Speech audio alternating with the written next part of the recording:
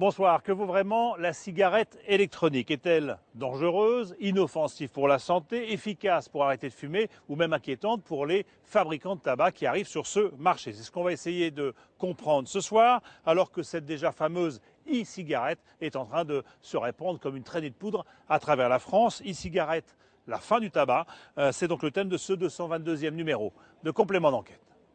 Un kit de cigarette électronique se compose toujours avec 2 batteries et 2 brûleurs. Dedans, vous avez un chargeur USB pour recharger votre batterie sur l'ordinateur. Concrètement, le matin, vous partez avec une batterie pleine, vous partez avec un brûleur rempli à 1,2. Vous avez le paquet.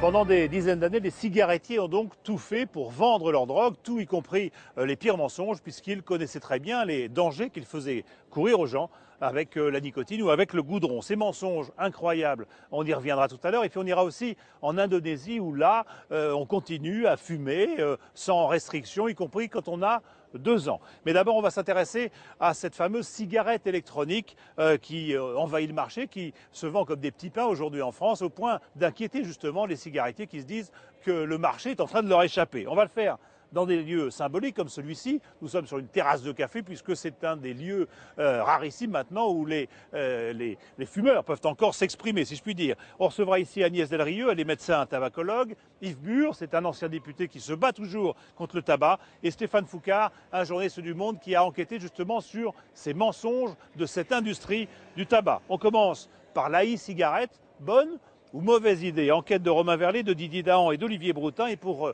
commenter ou réagir, bien sûr, sur Facebook ou Twitter, le mot-clé, c'est d'enquête.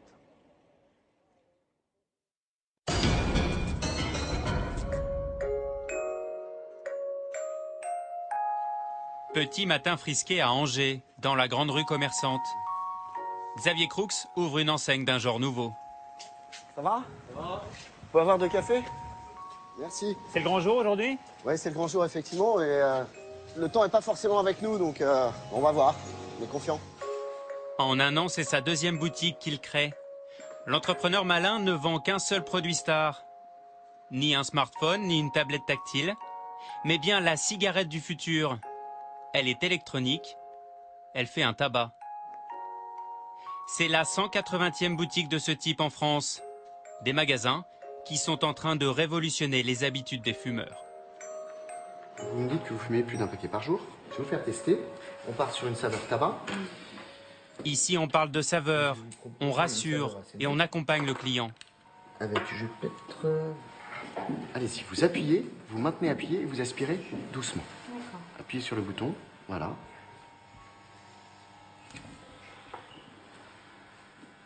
Cette saveur vous plaît? Oui, là je ressens bien comme la cigarette en fait. D'accord. Le discours de Xavier Croux est bien rodé. Ni pharmacien, ni buraliste, le commerçant vante tous les mérites de son gadget high-tech, vendu 70 €. Alors, je vais vous montrer comment se présente un kit. Un kit de cigarette électronique se compose toujours avec 2 batteries et 2 brûleurs. Dedans, vous avez un chargeur USB pour recharger votre batterie sur l'ordinateur. Concrètement, le matin, vous partez avec une batterie pleine, vous partez avec un brûleur rempli à 1,2. Vous avez le paquet. Adieu le paquet de clopes. La e-cigarette transforme du liquide en vapeur. Des petits flacons avec ou sans nicotine que le fumeur va respirer à plein poumon. Une petite recharge comme celle-ci coûte 5,90 €. On a l'équivalent de 7 paquets de cigarettes. À la mi-journée, ça se bouscule dans son magasin. Avec 20 clients conquis, Xavier Croux est déjà rentable. Pour les fumeurs, une vraie économie et l'espoir d'une vie meilleure.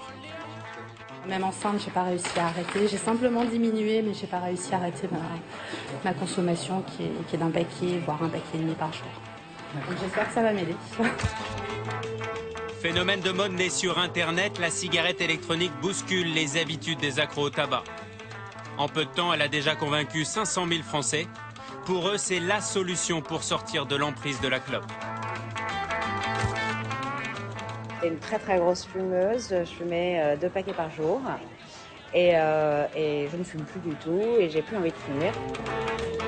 Ces adeptes réinvestissent les cafés, comme un pied de nez à toutes les lois interdisant de fumer dans les lieux publics. Certains pays ont interdit la vente de ce produit qu'ils jugent toxique.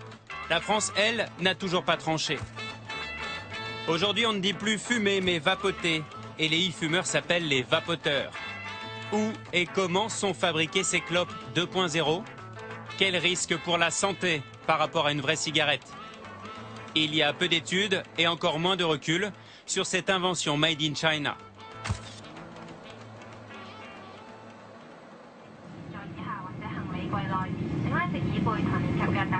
Destination la Chine pour rencontrer les cigarettiers du 21e siècle. C'est le seul pays au monde où l'on fabrique des e-cigarettes. À 2 heures de voiture d'Hong Kong, la ville de Shenzhen, 20 fois la taille de Paris, le poumon de l'industrie chinoise. 200 usines se sont lancées dans la production de ces objets électroniques. Et c'est l'un des leaders qui nous ouvre ses portes. Une première. Hello. Good morning. Roman. Oh, Roman, this is Ray. Ah, nice to meet you, Yeah. Roman. De Kang, ça veut dire la vertu et la santé en chinois. L'usine de 5 étages était dans l'industrie pharmaceutique. Le groupe s'est totalement reconverti dans le business de la e-cigarette. Le marché augmente de manière folle. Le business de la cigarette électronique a pris son envol à partir de 2008. Et la croissance de notre entreprise a vraiment explosé cette année-là. À seulement 35 ans, Jackie Zwan est le vice-président de la société. Et c'est lui en personne qui va nous faire la visite guidée. L'entreprise se veut exemplaire. Mesures de sécurité et d'hygiène obligatoires. Ça, c'est la douche d'air pour se débarrasser de la poussière.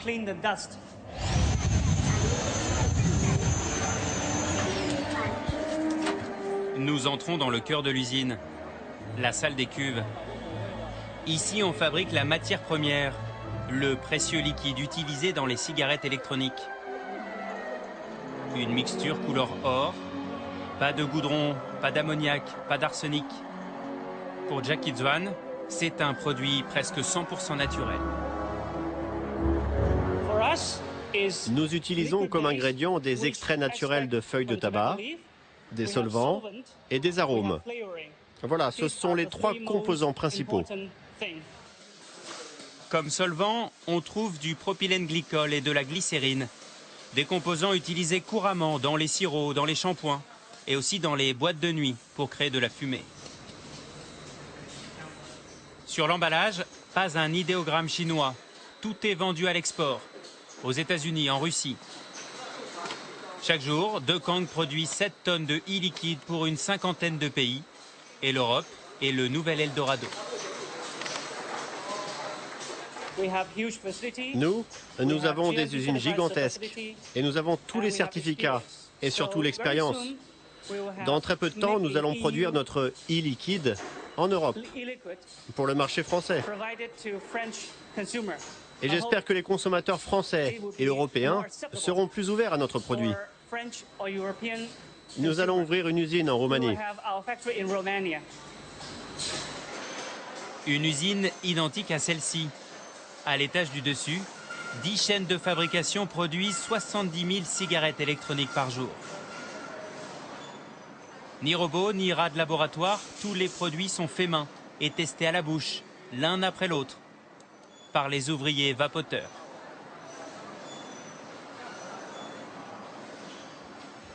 Au bout de la chaîne, le contremaître est fier de nous présenter le coffret vendu par De Kang.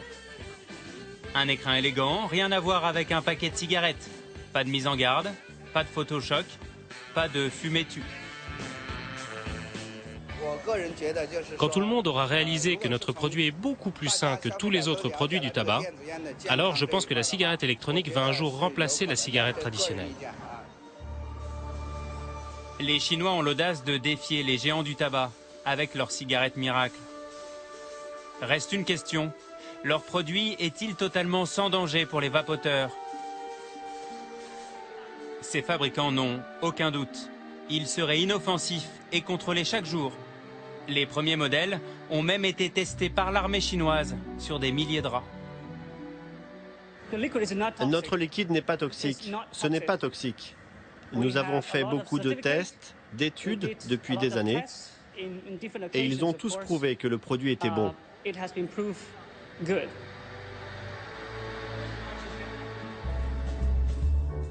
Ce produit révolutionnaire est sorti de la tête d'un modeste pharmacien pékinois.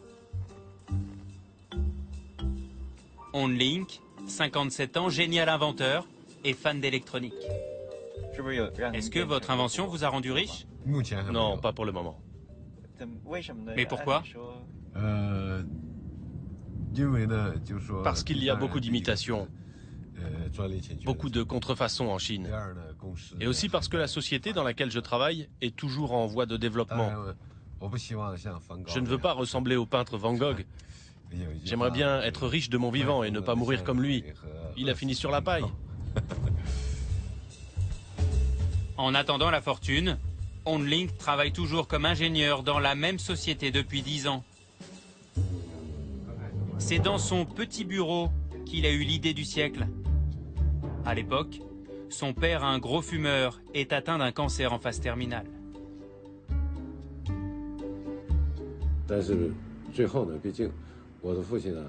À l'hôpital, mon papa n'avait bien sûr pas le droit de fumer pendant sa chimiothérapie. À ce moment-là, j'ai sorti mon prototype et mon père a pu tester la toute première cigarette électronique. Mais c'était trop tard pour lui. Si j'avais inventé ce produit un peu plus tôt, peut-être que mon père ne serait pas mort d'un cancer du poumon.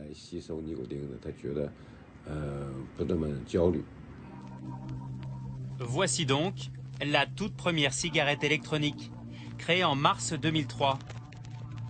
Un circuit imprimé, une trentaine de composants, une pile. Un modèle pas très sophistiqué, pas encore miniaturisé, mais ça fonctionne. OnLink a travaillé 3 ans sur son prototype.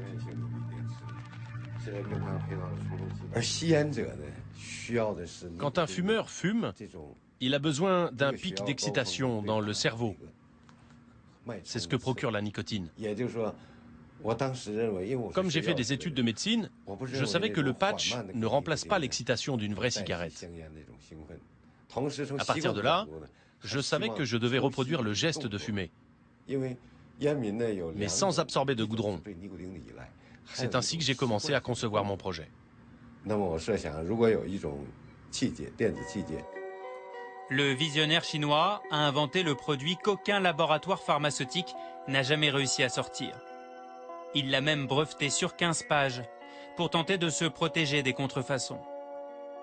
Philip Morris a voulu lui racheter, mais OnLink a refusé, peur que le géant américain étouffe son invention.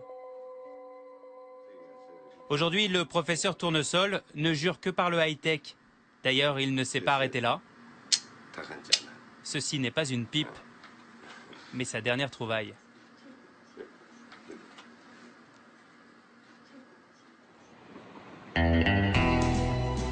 En France, cette invention chinoise sème la pagaille. Pour le moment, ce produit est inclassable. Les buralistes revendiquent l'exclusivité de sa vente, car selon eux, c'est un produit du tabac. Il ne s'agirait pas de perdre des clients fumeurs.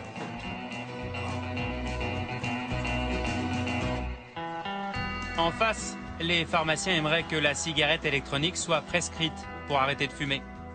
Malgré l'interdiction par la loi, le produit est vendu dans certaines officines. Cette année, les ventes de cigarettes électroniques vont même dépasser tous les médicaments de sevrage. Il faut donc arbitrer. La ministre de la Santé a demandé un rapport au professeur Dotzenberg pour évaluer les effets de cette curieuse cigarette sur notre organisme. Remplacer une vraie cigarette par ça, c'est un gain colossal de risque. Oui, c'est beaucoup mieux de prendre ça que de prendre une vraie cigarette. Mais le mieux, c'est de rien prendre du tout. Donc il ne faut pas que ce produit soit accessible aux non-fumeurs. Donc ça dépend un peu du produit, mais la façon dont le produit est mis à disposition dans notre société. Bonjour madame. Mais il reste encore beaucoup d'interrogations pour le professeur Dotzenberg. Personne aujourd'hui ne connaît les effets à long terme de cette drôle de vapeur. Dans son service, le pneumologue observe les réactions des patients qui se plaignent d'une nouvelle forme de tabagisme passif. Il n'y a pas d'effet toxique massif, mais il est tout à fait possible qu'il y ait une sensibilité différente d'une personne à l'autre. Donc, quand vous tirez sur une cigarette électronique, il y a quelqu'un à côté de vous, on peut retrouver dans les urines de la personne les traces qu'elle a aussi respiré un peu de la vapeur et de la fumée que vous avez émis. Il semble perplexe, le professeur Dotzenberg. Pas d'études référentes sur le sujet, peu de recul. On ne sait même pas quand le gouvernement français compte légiférer. Alors certains médecins ont décidé de ne plus attendre. À l'hôpital de Périgueux, le docteur Granger lutte contre les ravages du tabac depuis 35 ans. Aujourd'hui, le pneumologue a une bonne nouvelle à annoncer. Les radiographies sont correctes, c'est-à-dire qu'il n'y a aucune image. Pour l'instant, les résultats sont parfaits. Pas de rechute à craindre. Après la découverte de son cancer, Maryse a subi une ablation du poumon. Ici, comme la majorité des fumeurs, la plus grosse difficulté pour elle a été de dire non à la cigarette. Elle a alors suivi le conseil de son médecin. Et un jour, il m'a suggéré d'essayer la cigarette électronique. Voilà, j'avais quelques réticences, mais c'est vrai que cela m'a permis quand même d'arrêter de fumer. Le pneumologue ne s'interdit pas de recommander des e-cigarettes à ses malades. Il est le seul médecin français à avoir mené une étude sur 100 fumeurs. Résultat à 3 mois, grâce à la cigarette électronique, 8 ont arrêté le tabac et 66 ont fortement diminué. La vapeur de la cigarette électronique, 1000 fois moins dangereux que la fumée de tabac. Et si effectivement tous les fumeurs passaient la cigarette électronique, au lieu de 65 000 morts, il n'y en aurait plus que 65. Donc moi ça m'irait totalement, puisque mon seul but, c'est d'éviter les problèmes de santé. Loin, très loin des tergiversations françaises, les fabricants chinois trinquent à la bonne santé de leur entreprise. La société Dokang, qui nous a ouvert ses portes, va prochainement être cotée à la bourse d'Hong Kong. Et c'est maintenant que la bataille commence. Marlboro va sortir sa propre cigarette électronique dans quelques mois. Pas de quoi faire tousser les Chinois. En exclusivité, ils nous présentent leur dernière machine à fumer, le e-narguilé. Dieu n'est plus un fumeur de Havane, mais de chicha électronique.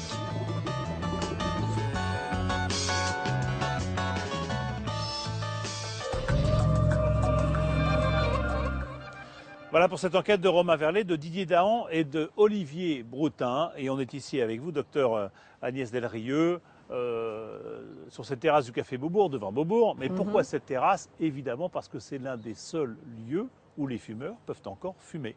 Hein, ouais. Cette terrasse extérieure. Et non fermée. Non fermée.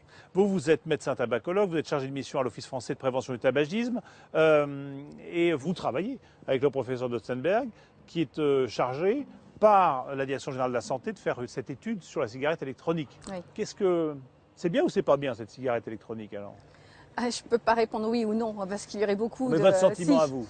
Mon sentiment, c'est que la cigarette électronique, aujourd'hui, par rapport à la dangerosité de la cigarette classique, elle est moins dangereuse. Il n'y a pas de monoxyde de carbone. Le monoxyde de carbone, c'est celui qui est responsable de l'infarctus, essentiellement. Il n'y a pas de goudrons, qui sont responsables des cancers du poumon.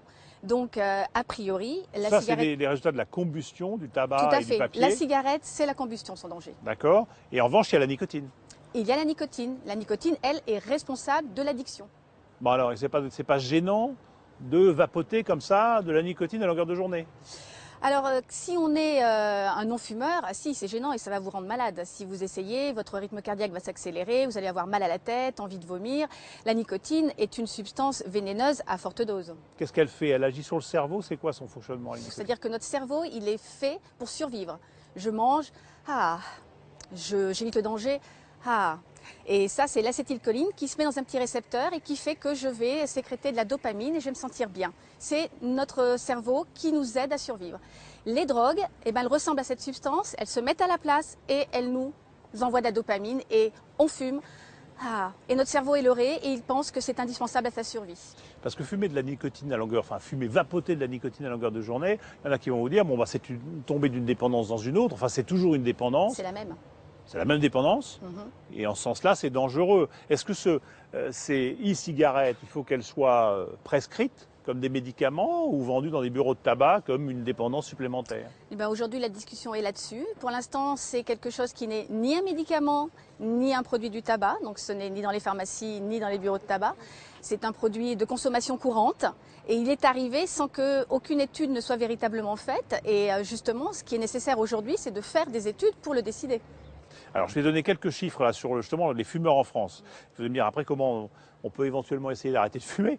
Les fumeurs en France, c'est 14 millions de fumeurs, ce qui représente un chiffre d'affaires de 17 milliards d'euros pour l'industrie du tabac en France. Un fumeur sur deux va mourir de tabac.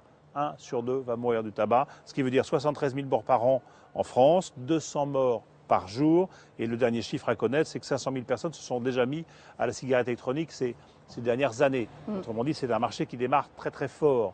Vous faites des consultations en tabacologie dans les entreprises. Comment est-ce qu'on peut convaincre quelqu'un d'arrêter de fumer? Déjà, ce qui est très difficile pour le fumeur, c'est que si on lui fait peur en lui parlant des problèmes de santé, ça va le stresser et il va se mettre encore plus à fumer. Donc le but essentiel du tabacologue, c'est d'expliquer le gain à arrêter de fumer et puis essayer de contrer toutes les peurs. J'ai peur de grossir, j'ai peur d'être énervé, j'ai peur de m'ennuyer, j'ai peur de ne pas savoir gérer ma colère, etc. Et nous, on les accompagne pour leur apprendre à gérer tous ces problèmes. Mais vous avez un ami qui fume. Vous lui dites quoi pour l'inciter à... Alors, ce que je lui dis que je peux l'aider. Et à partir du moment où je lui dis que je peux l'aider, que je peux l'accompagner, déjà, il se sent mieux. Parce que vous pensez qu'il a quand même au fond de lui l'envie d'arrêter? Tous les fumeurs ont au fond d'eux l'envie d'arrêter. Et ils attendent qu'on leur tende la main? Ils attendent qu'on leur tende la main, ils attendent... Plus on vieillit, plus on a arrêté de fumer. Moi, aujourd'hui, j'ai des jeunes gens de 25-30 ans qui me demandent de les aider à arrêter de fumer. Déjà? Déjà. Alors qu'il y a 40 ans, les gens mouraient avec la clope au bec. Donc la prise de conscience est maintenant plus rapide. Et ils me disent, c'est parce qu'on en parle, c'est parce qu'il y a de la prévention. Ah, alors la prévention, est-ce qu'on en fait assez? Est-ce que l'État en fait assez? En France, tout petit peu, puisque si on peut comparer, en Angleterre, ils ont 20% de fumeurs, nous on a à peu près 30%. Eux, ils dépensent à peu près 8 livres par habitant pour aider à la prévention. Ça fait 9,50 € à peu près? Je pense. Alors qu'en France, c'est 0,06 à 0,08 centimes d'euros par habitant. Donc vous dites, aidez-nous? Oui. Mettez plus d'argent dans la prévention? Oui. Ça sert à la prévention? Oui, ça sert à la prévention. Une émission comme la vôtre sert pour la prévention. Toutes ces choses-là servent. Et nous, on est heureux de pouvoir y participer. Bon. Et pourquoi cette croisade personnelle contre le tabac, vous? D'où ça vient? Je sais pas, j'ai toujours eu conscience que c'était dangereux. J'ai voulu être docteur pour soigner ma maman, tabacologue pour faire que mon papa s'arrête de fumer. Je sais pas, mais c'est aussi par affection, par amour, par empathie avec ça. Et puis parce que j'avais conscience que c'était quelque chose d'extrêmement dangereux. Merci beaucoup. Merci d'être venu ici devant Beaubourg, sur cette terrasse où on peut fumer, mais là on ne fume pas puisque vous ne fumez pas et moi j'ai arrêté. Et on va continuer, on va aller voir quand même qu'il y a des endroits où on fume beaucoup et on fume encore énormément et où l'industrie du tabac, je dirais, a la bride sur le cou et arrive à tout faire et à tout faire croire, y compris que le tabac est bon pour la santé. C'est un reportage de Romain Boutilly, Philippe Maire et Alexis Guillot. Nous sommes en Indonésie et vous allez voir, c'est incroyable. Là-bas, on se sert du tabac pour soigner. Et on considère que fumer à 2 ans, ma foi, c'est pas si grave.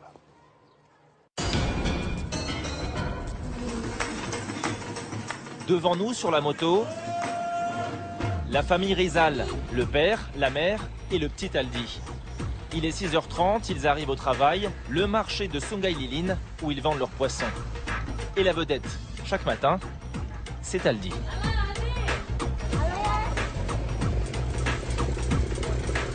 Sur le marché, il est devenu la mascotte. Il faut dire qu'avec sa démarche assurée de petit homme, il ne passe pas inaperçu. Sa mère en est très fière, pourtant il y a encore peu de temps, il lui a causé beaucoup de soucis. Ah, c'est un enfant adorable aujourd'hui, surtout depuis qu'il a fait sa cure de désintoxication. Hein, qu'est-ce que tu fais aujourd'hui? Tu fais des sourires? T'es gentil? Une cure de désintoxication. C'était il y a 3 ans. Le voici, Aldi. À l'époque, il n'a que 2 ans. Cette vidéo diffusée sur Internet a fait le tour du monde. Image surréaliste d'un bébé enchaînant cigarette sur cigarette avec la gestuelle d'un vieux fumeur. Autour de lui, Personne ne semble trouver ça choquant. Le gamin ira même jusqu'à fumer 2 paquets par jour. Ses premières cigarettes, Aldi les aurait fumées sur le marché pendant que ses parents travaillaient. Allez-y, entrez, entrez. À l'époque, ni l'un ni l'autre n'ont vu leur bébé devenir fumeur, disent-ils. Qui lui a donné sa première cigarette? Je sais pas. On est vendeur sur le marché depuis longtemps.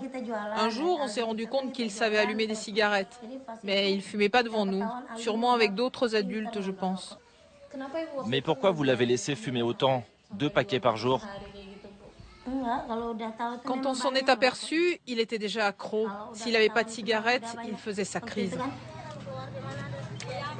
Aldi se met alors à réclamer des cigarettes à tout le monde. Dans la rue, à la maison, il est devenu dépendant. Il se cognait la tête contre les murs quand on lui donnait pas de cigarette.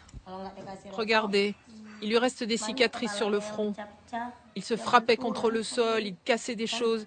Il était très agressif. J'en parlais souvent autour de moi, je l'emmenais chez le médecin, il me disait « Quel est le problème ?» Je lui disais qu'Aldi voulait fumer. Le médecin m'a dit « Laissez-le faire, il guérira. » La vidéo, elle, continue de se répandre sur la toile. Les médias s'emparent de l'histoire. Sous l'œil des caméras, Aldi est envoyé d'urgence dans une clinique de Jakarta, la capitale. 1 mois de cure pour se sevrer complètement. Et le voilà devenu l'ex-plus jeune fumeur du monde. Fumer, c'est Hikmat. Tu sais ce que c'est Hikmat? C'est du plaisir, direct dans le cerveau. L'Indonésie, 245 millions d'habitants. Ici, 2 hommes sur 3 vivent la cigarette vissée à la bouche, avec une devise. Pour passer une bonne journée, 2 paquets de clopes, 1 allumette. Quand je fume pas, j'ai la gorge toute sèche, toute sèche. Au bord des routes, sur les écrans géants, à la télévision, ici la cigarette s'affiche partout. L'industrie du tabac est omniprésente et surpuissante. Dans ce pays où on fume encore dans les lieux publics et où les enfants peuvent s'acheter des cigarettes, la plupart des habitants n'ont aucune conscience des dangers du tabac. Certains utilisent même la cigarette pour soigner des maladies. Voyage au cœur d'un pays sous nicotine.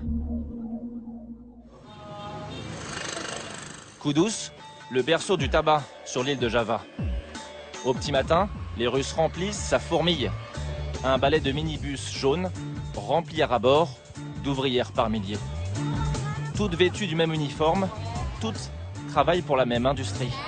Le tabac, les usines de tabac. On roule à la main, on coupe, on met dans les paquets. Une centaine d'usines se sont implantées ici et font travailler 75% de la population. Principalement des femmes, mieux payées qu'ailleurs, 100 € par mois, et très fières de fabriquer des cigarettes. Regardez, c'est des feuilles de tabac, c'est beau, non? Ça fait 10 ans que je travaille ici, 10 ans. Dans ces vastes entrepôts, dont l'accès nous est interdit, plus de 1000 ouvrières, des petites mains. L'industrie du tabac, 2e employeur du pays. Ceux qui ne sont pas encore embauchés rêvent un jour d'y travailler. À la fin de l'année, qui veut aller travailler dans une entreprise de cigarettes? Nous sommes ici dans un centre de formation entièrement financé par l'argent du tabac.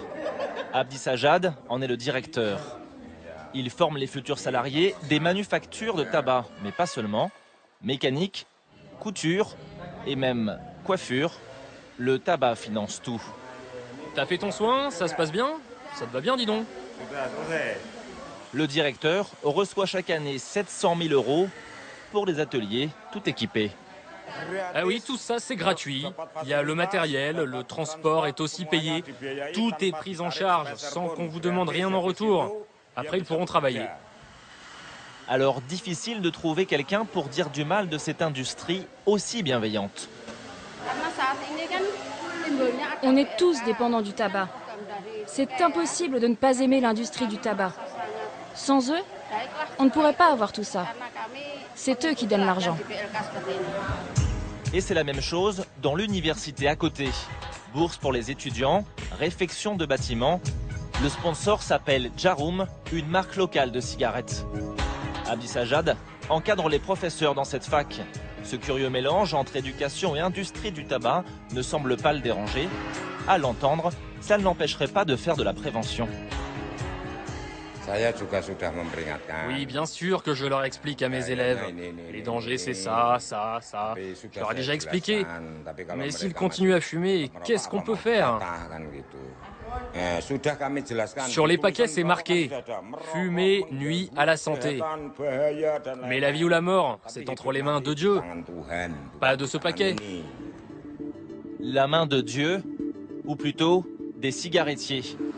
Leurs marques ont envahi toute la ville, sur les panneaux publicitaires, sur les écrans géants et bien sûr à la télévision. L'un des derniers pays avec la Corée du Nord et le Zimbabwe où elle est encore autorisée. Branché, cool, voilà l'image du fumeur vanté auprès de la jeunesse indonésienne. Des spots à plusieurs millions façon bande-annonce de film. Seule restriction, ni mineur ni cigarette à l'écran, mais le logo, lui, apparaît clairement à la fin du spot. Et évidemment, ça marche. Un quart des ados de moins de 16 ans sont des fumeurs réguliers, y compris dans les salles de sport, financées elles aussi par les marques de tabac. À peine sortis du terrain, ils fument déjà à plein poumon. Pourquoi tu fumes ? Moi, je fume parce que c'est devenu une habitude. Et puis, quand je fume pas, je m'ennuie. C'est un vrai plaisir de fumer. Moi, je suis habitué à fumer partout. Même chez moi, devant mes parents. Ouais, ça fait cool. Ça fait homme.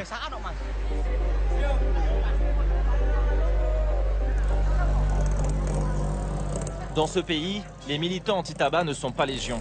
Et comme le docteur Cartonneau, 74 ans, ils commencent à fatiguer.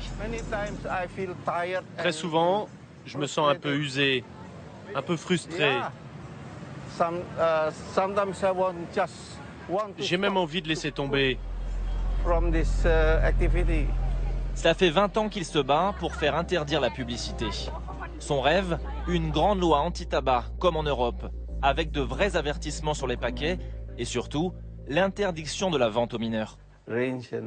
Là, c'est toutes les publications qu'on a faites sur le tabac. Là, il y a quelques autocollants. On les distribue dans les bus. Des moyens dérisoires face à un lobby du tabac qui, selon lui, serait tout puissant. C'est un combat très dur. Parce que l'industrie du tabac a beaucoup d'argent. Ils peuvent donner des pots de vin aux membres du gouvernement, au Parlement. C'est ça le problème en Indonésie. Le tabac, une puissance qui s'affiche. Au centre de Jakarta, trônent les deux tours du siège de Sampurna, filiale locale de Philip Morris. Mi-gratte-ciel, mi-palace, pour une entreprise qui pèse 33 milliards de dollars. Comme à son habitude, l'industrie du tabac refuse de parler avec la presse. Un seul fabricant accepte de nous recevoir. Un indépendant, Monsieur Peter. Il produit 1 million de cigarettes par mois, des cigarettes au clou de girofle, celles que tout le monde fume ici. Qu'est-ce que c'est ça ? Là, on mélange les feuilles de tabac avant de les rouler. Et lorsqu'on lui dit que ces cigarettes ont 3 fois plus de goudron et de nicotine que les cigarettes classiques, il nous tient un discours pour le moins surprenant. On en a marre. Je suis fatigué d'être montré du doigt en permanence. Vous savez, il y a plein de gens qui meurent d'overdose. Mais du tabac, jamais. C'est idiot de penser ça. Moi, je pense que les cigarettes au clou de girofle, c'est pas mauvais pour la santé. Dans ce pays, beaucoup tiennent le même discours. Certains vont même plus loin. La cigarette devient pour eux un médicament. Nous sommes sur la route de Malang, à 800 km de Jakarta. Dans cette ville, depuis une dizaine d'années, officient de drôles de médecins. C'est avec eux que nous avons rendez-vous. Hello. Bonjour. How are you? Nice to meet you. I'm Saraswati. Yes, please. Le professeur Saraswati est la responsable de cette clinique un peu spéciale. Voilà, c'est l'endroit où nous recevons les volontaires. Des volontaires sur qui elle teste sa méthode. Le médicament, des cigarettes magiques fabriquées sur place. Ça, c'est nos cigarettes divines. C'est avec ça qu'on soigne nos patients. Vous en avez une pour chaque maladie.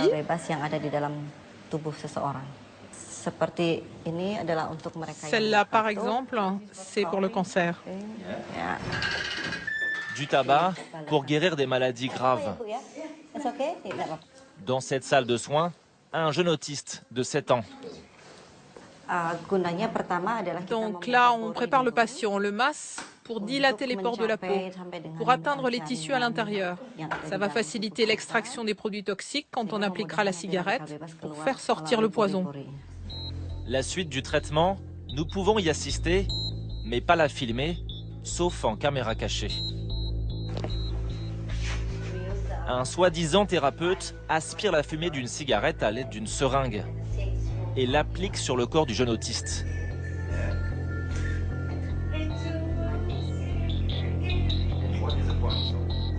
Les points noirs sur le corps du jeune garçon, ce sont les marques laissées par la nicotine. Dans la pièce d'à côté, cette fois, on souffle de la fumée de cigarette dans les oreilles d'un bébé de 2 ans pour soigner une inflammation des amygdales.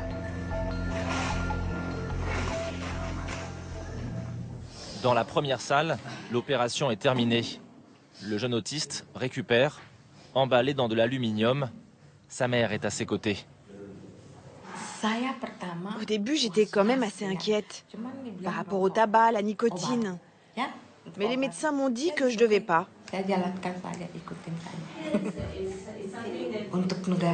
Je sais que vous, dans votre pays, vous devez nous prendre pour des fous. Mais bon, ça marche. Je vois des progrès. Il est plus calme. Le tabac qui guérit, le tabac qui tue.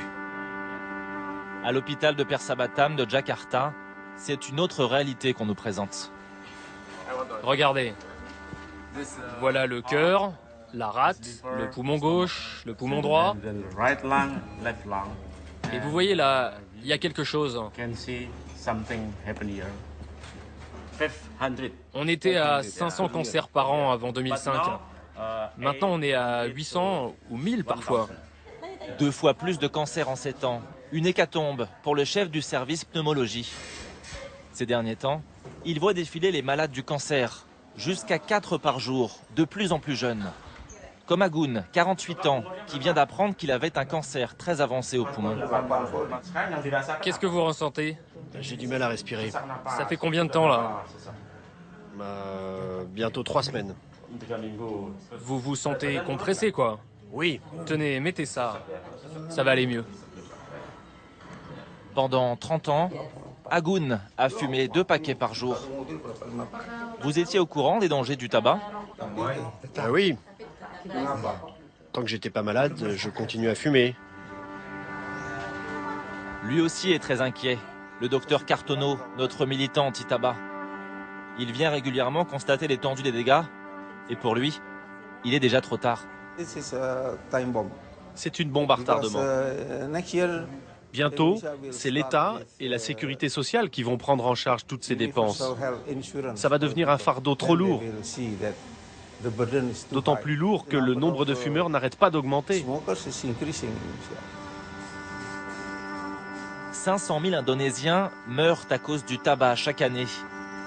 D'ici 20 ans, ce chiffre sera multiplié par 4.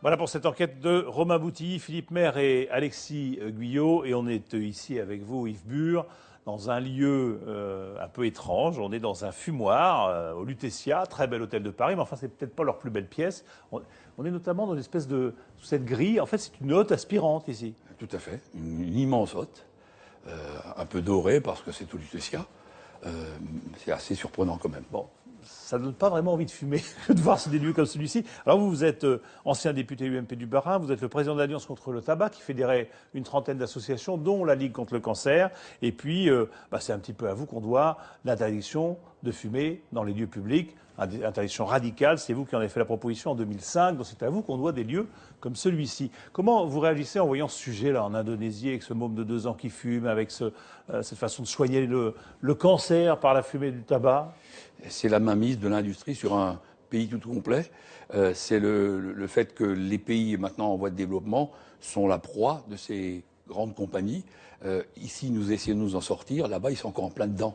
Vous vous rendez compte, 2 millions de morts prévus dans les prochaines années en Indonésie. Ils sont ce qu'on a connu il y a 20-30 ans. Il y a 20 ou 30 ans, voilà, c'est ça. Alors, je disais que la consommation de tabac avait légèrement baissé au premier trimestre 2013, puisqu'on en est à moins 2,5 en valeur, moins 8% en volume. Mais je vais rappeler quelques chiffres sur le tabac dans le monde, quand même, qui convient d'avoir toujours en tête. Le tabac, c'est donc 1,2 milliard de fumeurs dans le monde, c'est 6 millions de morts par an, cancer, maladies cardiaques, vasculaires, etc., et pulmonaires. Et puis, c'est la seule industrie qui tue la moitié de ses consommateurs, quand même. C'est une performance. Mais cette légère baisse en France, est-ce que ça veut dire qu'on commence à s'en sortir du tabac? Pas du tout. Je crois qu'il y a une accumulation du fait des hausses successives. Mais on voit bien que la baisse est légère. Le nombre de cigarettes fumées peut baisser. On fume un peu moins. Je crois que c'est un des rares pays où le nombre de fumeurs augmente à nouveau. Les jeunes et les femmes. Les jeunes et les femmes. 1/4 des femmes fument. 1/4 des femmes enceintes continuent à fumer pendant la grossesse.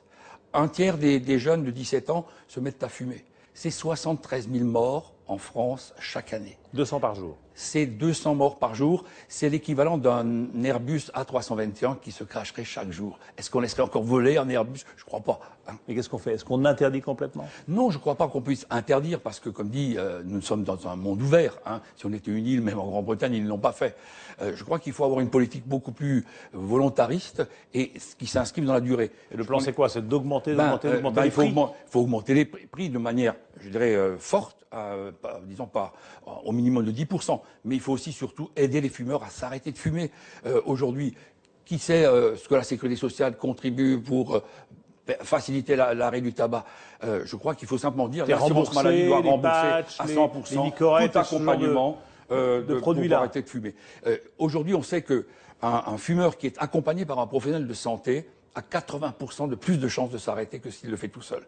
Donc, quelque part, il faut enclencher une véritable politique de santé publique. Bon, est-ce qu'il n'y a pas aussi une espèce de... On dénonce toujours cette schizophrénie de l'État, qui à la fois dit c'est pas bien, fumer tue, etc., et puis en même temps récupère beaucoup d'argent sur notre consommation de tabac. Je ne sais pas quel est le bilan entre ce que ça coûte et ce que ça rapporte. Est-ce que l'État est gagnant à notre consommation de tabac? Nous sommes perdants. Nous sommes collectivement perdants. L'État encaisse à peu près 11 à 12 milliards de taxes plus la TVA. Mais au niveau de l'assurance maladie, on sait que le tabac coûte au moins 18 milliards d'euros. En maladie, etc. En maladie. Même si on meurt plutôt, c'est cynique. Mais naturellement. Coûte en soins 18 milliards d'euros. C'est-à-dire que chacun d'entre nous paye à travers la CSG une solidarité envers les fumeurs de l'ordre de 6 à 7 milliards d'euros. Si on y rajoute les dégâts sociaux, parce qu'il y a des familles dans la détresse, il y a de la misère qui s'installe. Quand il y a un décès par cancer relativement jeune, le coût social, c'est plus de 40 milliards. Donc c'est énorme. Sortir du tabac est un bénéfice pour une société. Et qu'est-ce qui a fait que vous êtes parti dans une croisade comme ça contre le tabac? Écoutez, je pense que paradoxalement, c'est le lobbying des industries qui m'a provoqué quand j'étais parlementaire. Et alors là, je me suis rebiffé, je me suis dit, bon, ceux-là, on va plus les laisser faire ce qu'ils veulent. Bon, ils avaient déclenché la tempête bure. Bon, merci beaucoup. Eh ben, on va parler justement de ce lobbying et on va parler de ces mensonges parce que vous êtes bien placé évidemment pour le savoir, mais ça fait pas si longtemps en fait que l'industrie du tabac a admis qu'elle avait menti et qu'elle nous faisait fumer des choses dont elle savait très bien qu'elles étaient très mauvaises pour la santé à cause de la nicotine, à cause du goudron, etc. Mais pendant des années, les cigarettiers ont estimé, ont dit et déclaré que ça n'était pas dangereux. Ils l'ont admis en 98 dans un procès, ils ont payé, mais on va voir que ça continue aux États-Unis avec ce reportage d'Olivier Sibyl, de Raphaël Duroncel et de Michael Bozo. On va voir que maintenant, ce sont les citoyens américains, les uns après les autres, qui attaquent l'industrie du tabac. Sous le soleil de Floride, Stella Kobala est une retraitée comme les autres. À 80 ans pourtant, cette petite mamie fait trembler les fabricants de tabac. Après 10 ans de procédure, ils ont été condamnés à lui verser 230 000 €, une décision dont ils font appel. Aujourd'hui, la seule addiction de Stella, c'est le chocolat. Je crois que je pourrais tous les manger. Mais pendant 40 ans, Stella a été accro à la cigarette. 2 paquets par jour. J'ai commencé à fumer à 15 ans. C'était glamour. Au cinéma, dans les publicités à la télévision, tout le monde fumait. Et tout le monde avait l'air en bonne santé. Mais vous ne saviez pas que c'était dangereux? Non, absolument pas. Pour nous, c'était pas dangereux. Stella a réchappé de peu à un cancer du poumon. Alors elle a décidé de porter plainte. Elle accuse les fabricants d'avoir volontairement camouflé la vérité sur les dangers du tabac. Je n'ai vraiment pas fait ça pour l'argent. Je voulais juste qu'ils reconnaissent qu'ils étaient responsables.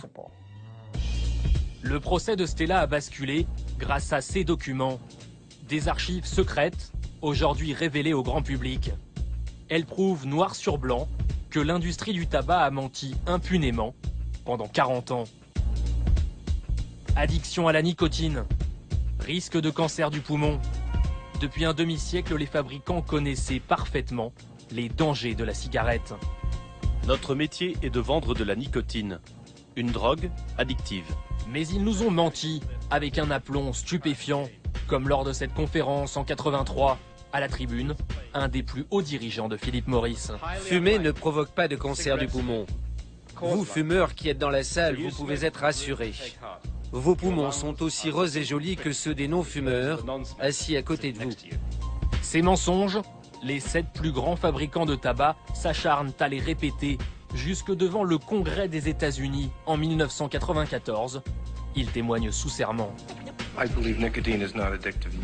I believe nicotine is not addictive. I believe that nicotine is not addictive. I believe that nicotine is not addictive. Comment l'industrie du tabac a-t-elle pu nous tromper si longtemps? Comment ces archives secrètes ont-elles vu le jour? Que nous révèlent-elles sur ce qui est sans doute le plus grand mensonge du XXe siècle?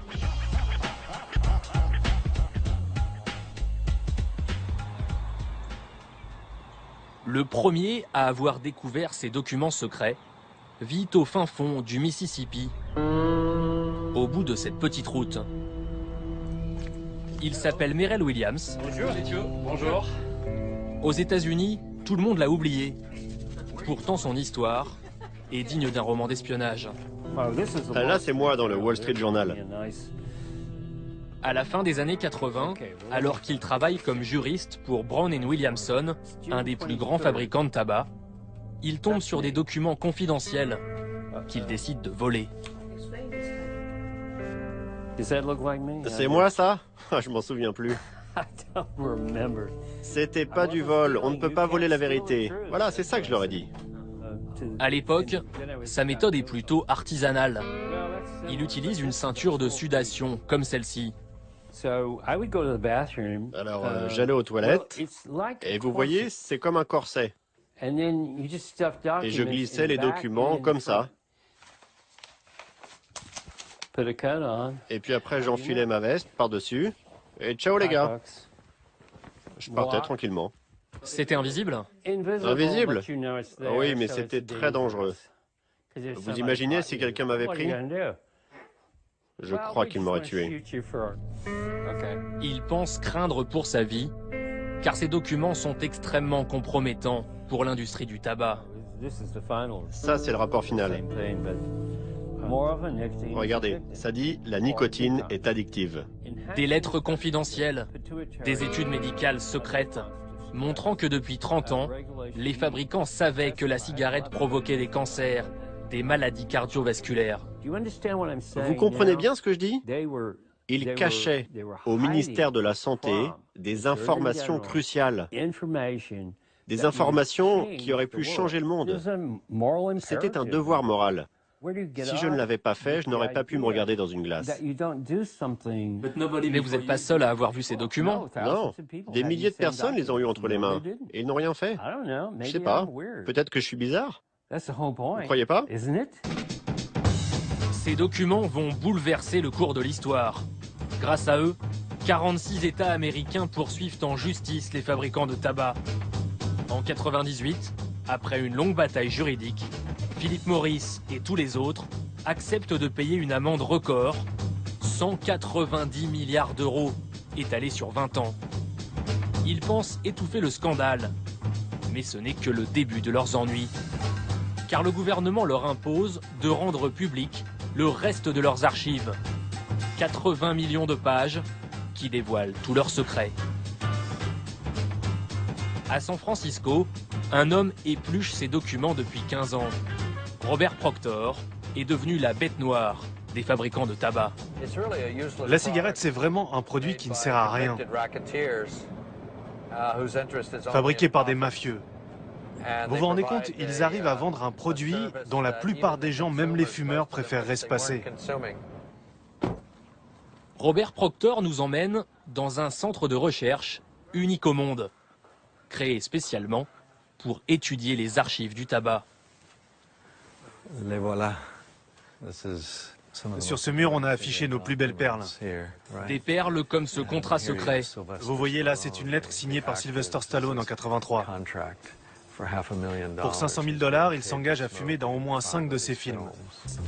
Pour analyser ces documents, le centre emploie une vingtaine de personnes à plein temps, tous chercheurs, tous militants.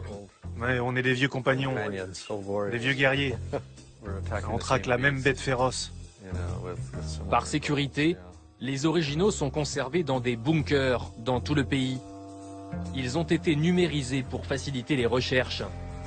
Ces millions de pages ont permis à Robert Proctor de mettre à jour les stratégies cachées des industriels, comme lors du lancement de la cigarette light. I can't seem to find a cigarette I can stay with. This one tastes harsh. That's easy to fix. Try one of my cools. I think you'll like them.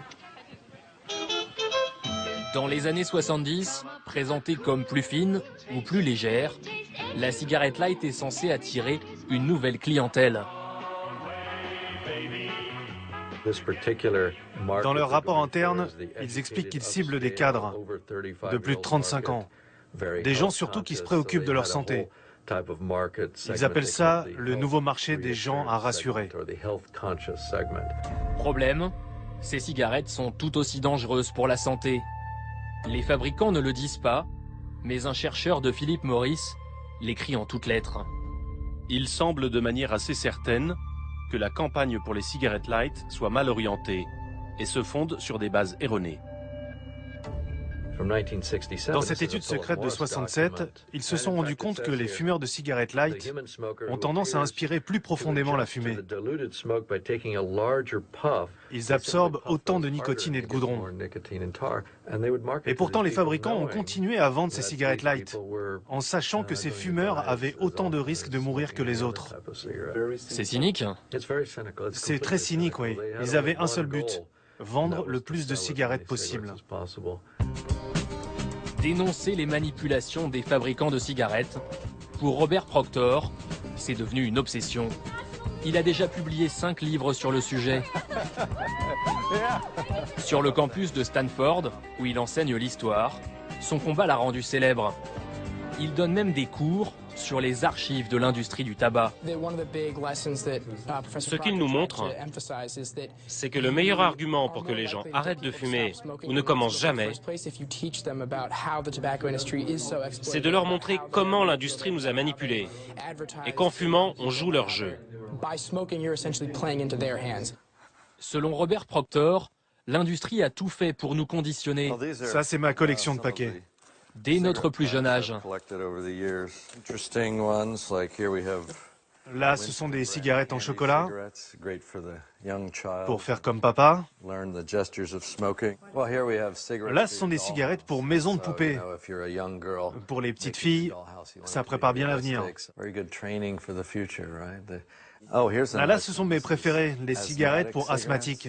Si vous avez de l'asthme, ça vous fera du bien. Ils ciblent tout le monde. Ils ont un slogan célèbre. S'ils ont des lèvres, on les veut. S'ils pouvaient vendre des cigarettes aux singes et aux chiens, je pense qu'ils le feraient. Il en veut à ces industriels si créatifs qui continuent d'inventer de nouveaux produits. Aujourd'hui, le tabac, c'est 6 millions de morts par an. La cigarette est la première cause de mortalité dans le monde. Et ça ne nous dérange pas plus que ça. Je n'arrive pas à comprendre pourquoi on continue à tolérer ça. Surtout depuis qu'on sait qu'elle a été créée uniquement pour rendre les gens accros. Uniquement pour ça. Pour moi, c'est le plus grand scandale de notre époque. Car les documents secrets révèlent encore une autre facette de l'industrie du tabac, tout aussi méconnue, la recherche. Au fil des années, les fabricants ont investi des centaines de millions de dollars pour rendre les fumeurs de plus en plus dépendants. À Los Angeles, nous avons retrouvé un homme qui a participé au système, l'ancien directeur de recherche de Philip Morris. William Farron dirige aujourd'hui un petit laboratoire spécialisé dans l'environnement.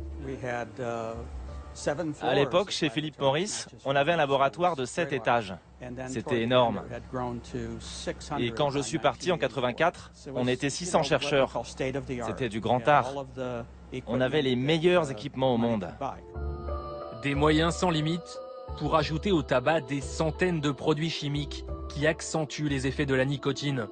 Leur but, rendre la cigarette plus addictive. Ça, par exemple, c'est du phosphate d'ammonium. Une fois brûlé, ça devient de l'ammoniac. Ça renforce l'action de la nicotine. Ça la purifie. Ça fait de la nicotine pure, comme on parle de cocaïne pure, par exemple. D'autres additifs rendent la fumée plus légère, moins irritante. Tous ces produits, on les a ajoutés pour que ce soit plus facile d'inhaler la fumée. Parce que fumer, ça n'a rien de naturel. Tout notre boulot, c'était de vous faire avaler votre dose de nicotine le plus agréablement possible. Agréable, mais dangereux. Car une fois brûlés, tous ces additifs rendent la fumée plus cancérigène. Mais William Farron va nous faire une démonstration encore plus surprenante. Dans les cigarettes, il y a un autre composant caché. Regardez, on voit clairement des traces de polonium. C'est quoi le polonium? Le polonium, c'est un dérivé de l'uranium. Il y en a beaucoup dans les cigarettes? Non, non, pas trop. C'est dangereux? C'est dangereux, oui. C'est radioactif. Le problème, si vous fumez 2 paquets par jour, c'est que vous y êtes constamment exposé. Constamment. Ce polonium est présent naturellement dans les feuilles de tabac. Et ça encore, les fabricants le savent depuis une trentaine d'années. C'est ce que nous révèle William Farron. En 78, il reçoit cette étude interne. Elle montre que le polonium n'a rien d'inoffensif. Mais la direction décide de ne pas la rendre publique. Ils écrivent qu'il ne faut rien dire pour ne pas réveiller un géant endormi. Le géant, c'est cette découverte. Lorsque vous fumez, vous augmentez la radioactivité dans vos poumons. En 1984, William Farron quitte l'entreprise. 8 ans au service de cette industrie lui laissent un goût amer. Ces gens n'avaient aucune éthique. Et pourtant, beaucoup d'entre eux, que je connaissais bien, allaient à l'église, passaient pour des gens bien. Parce que vendre des cigarettes, c'était légal. Et il y a des gens qui se disent, tant que ce n'est pas illégal, où est le problème? Ces mensonges, ces manipulations, les fabricants de tabac refusent toujours d'en parler.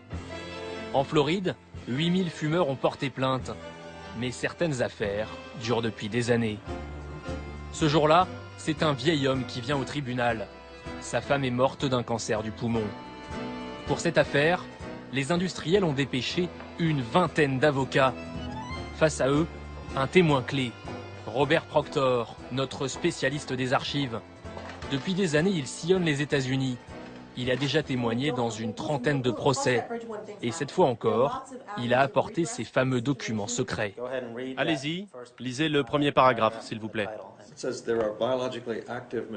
Il est écrit « La cigarette contient des composants qui provoquent le cancer ».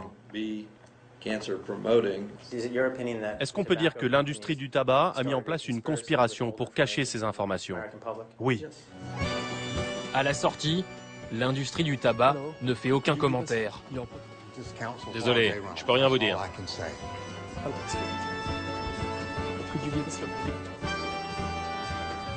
Non, je ne parle jamais d'une affaire en cours. Je suis vraiment désolé. J'adorerais, mais je ne peux pas. Comme lors de chaque audience, les avocats vont jouer la montre, faire traîner les procédures. En Floride, pour l'instant, seuls 77 procès ont pu se dérouler. Et une fois sur 3, l'industrie du tabac a gagné.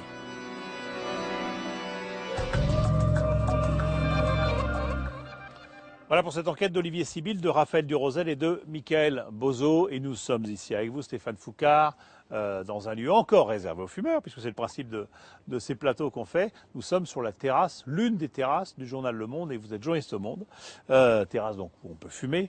Vous avez écrit ce livre-là qui s'appelle La fabrique du mensonge, ou comment les industriels manipulent la science et nous mettent en danger. Autrement dit, vous êtes penché sur ces fameux mensonges qui ont duré si longtemps, jusqu'en 98. Comment ça a pu durer si longtemps? Alors, ça a pu durer si longtemps. Ce qu'il faut comprendre, hein, c'est que l'arme principale finalement des cigarettiers, des marchands de tabac dans toutes ces histoires, ça a été d'instrumentaliser la science. Ça n'a pas été de s'opposer à la science. Ça a été de dire des choses fausses en s'appuyant sur de la science, sur de la recherche.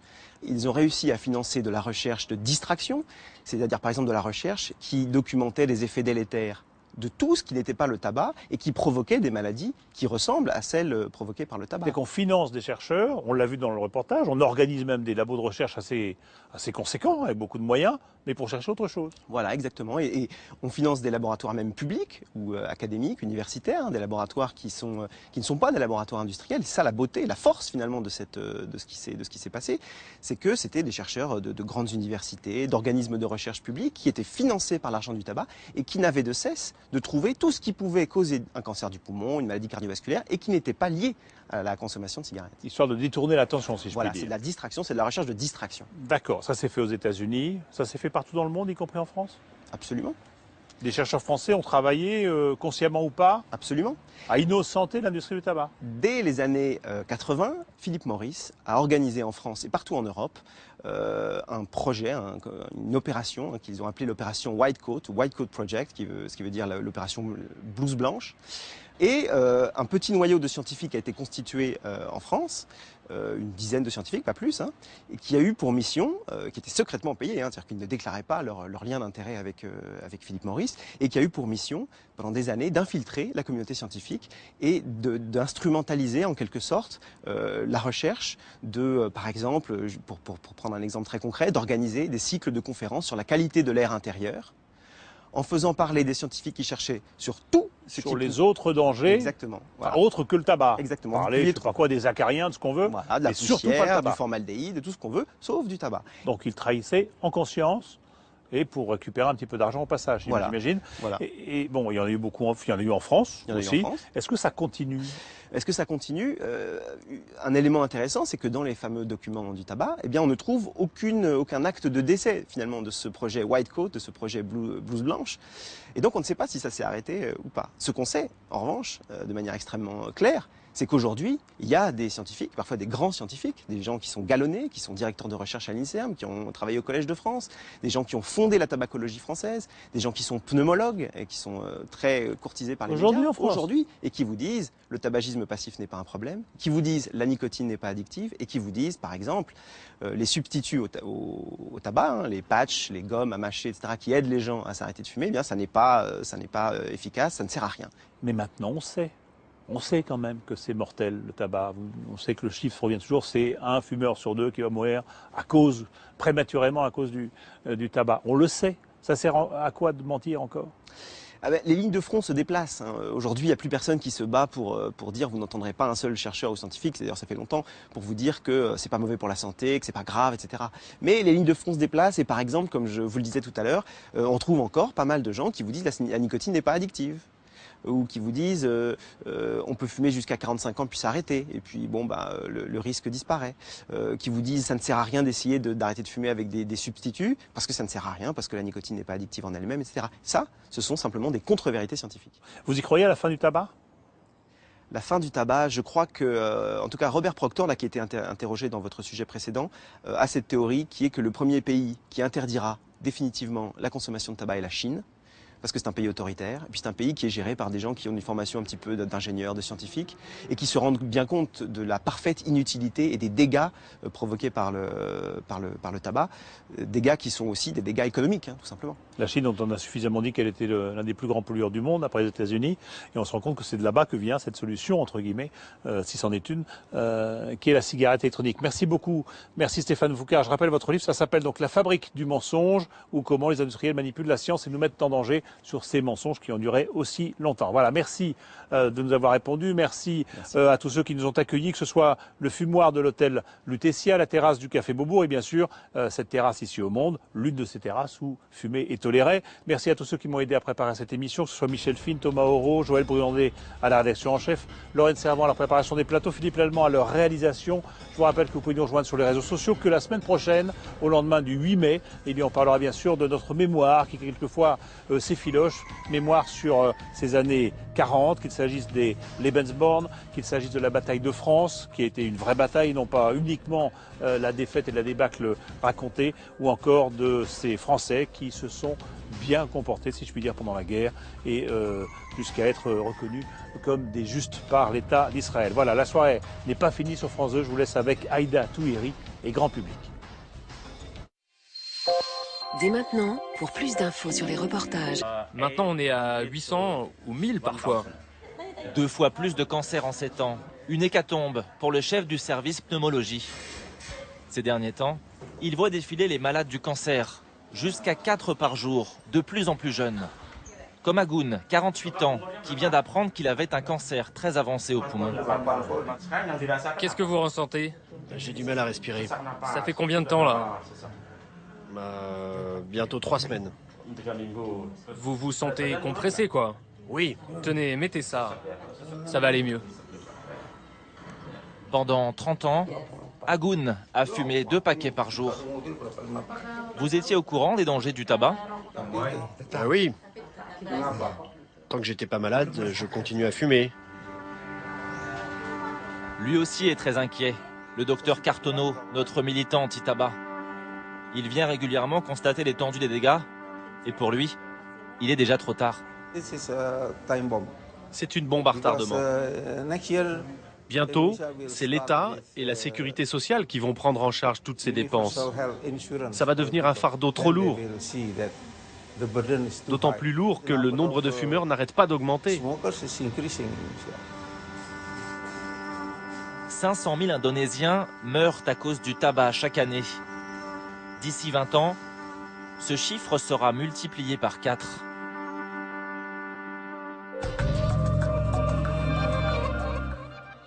Voilà pour cette enquête de Romain Boutilly, Philippe Maire et Alexis Guyot. Et on est ici avec vous, Yves Bure, dans un lieu un peu étrange. On est dans un fumoir au Lutetia, très bel hôtel de Paris, mais enfin, c'est peut-être pas leur plus belle pièce. On est notamment dans une espèce de... sous cette grille. En fait, c'est une hotte aspirante ici. Tout à fait. Une immense hotte.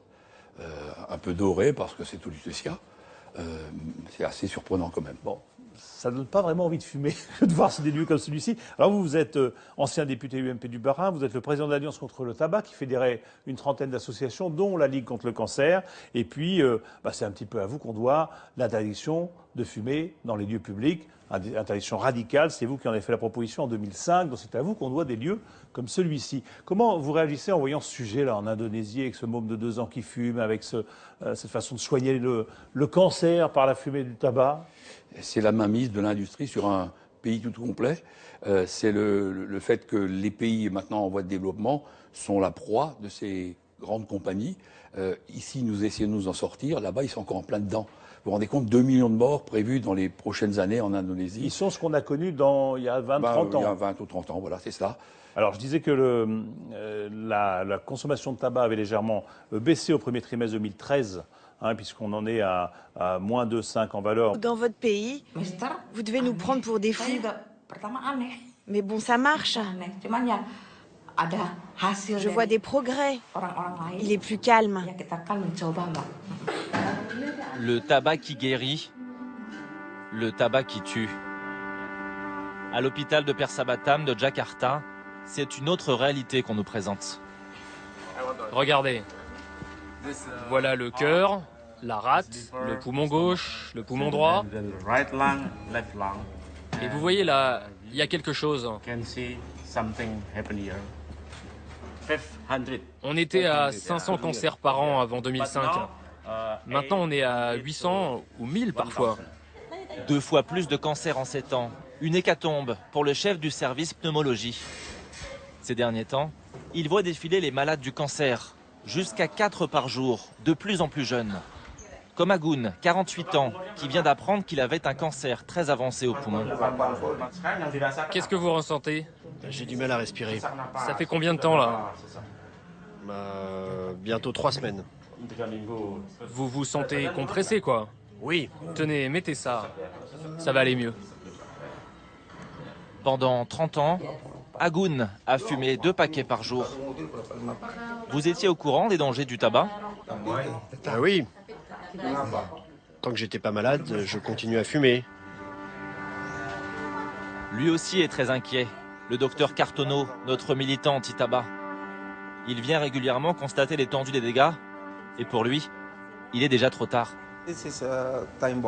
C'est une bombe à retardement. Bientôt, c'est l'État et la sécurité sociale qui vont prendre en charge toutes ces dépenses. Ça va devenir un fardeau trop lourd. D'autant plus lourd que le nombre de fumeurs n'arrête pas d'augmenter. 500 000 Indonésiens meurent à cause du tabac chaque année. D'ici 20 ans, ce chiffre sera multiplié par 4.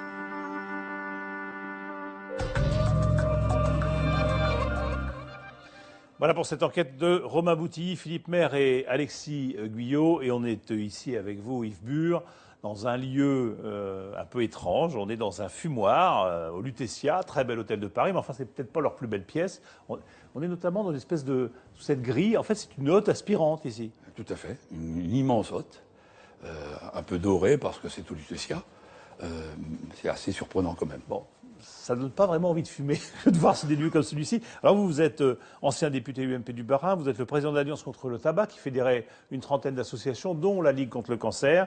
Et puis, c'est un petit peu à vous qu'on doit l'interdiction de fumer dans les lieux publics, interdiction radicale, 50 à peu près. Je pense, alors qu'en France, c'est 0,06 à 0,08 centimes d'euros par habitant. Donc vous dites, aidez-nous, oui. Mettez plus d'argent dans la prévention. Oui. Ça sert à la prévention? Oui, ça sert à la prévention. Une émission comme la vôtre sert pour la prévention. Toutes ces choses-là servent. Et ben nous, on est heureux de pouvoir y participer. Bon. Et pourquoi cette croisade personnelle contre le tabac, vous? D'où ça vient? Je sais pas, j'ai toujours eu conscience que c'était dangereux. J'ai voulu être docteur pour soigner ma maman, tabacologue pour faire que mon papa s'arrête de fumer. Je sais pas, mais c'est aussi par affection, par amour, par empathie avec ça. Et puis parce que j'avais conscience que c'était quelque chose d'extrêmement dangereux. Merci beaucoup. Merci d'être venu ici devant Beaubourg, sur cette terrasse où on peut fumer, mais là on ne fume pas puisque vous ne fumez pas et moi j'ai arrêté. Et on va continuer, on va aller voir quand même qu'il y a des endroits où on fume beaucoup et on fume encore énormément et où l'industrie du tabac, je dirais, a la bride sur le cou et arrive à tout faire et à tout faire croire, y compris que le tabac est bon pour la santé. C'est un reportage de Romain Boutilly, Philippe Maire et Alexis Guyot. Nous sommes en Indonésie et vous allez voir, c'est incroyable. Là-bas, on se sert du tabac pour soigner. Et on considère que fumer à 2 ans, ma foi, c'est pas si grave.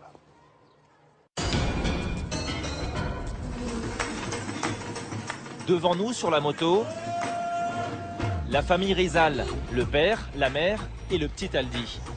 Il est 6h30, ils arrivent au travail, le marché de Sungai Lilin, où ils vendent leurs poissons. Et la vedette, chaque matin, c'est Aldi.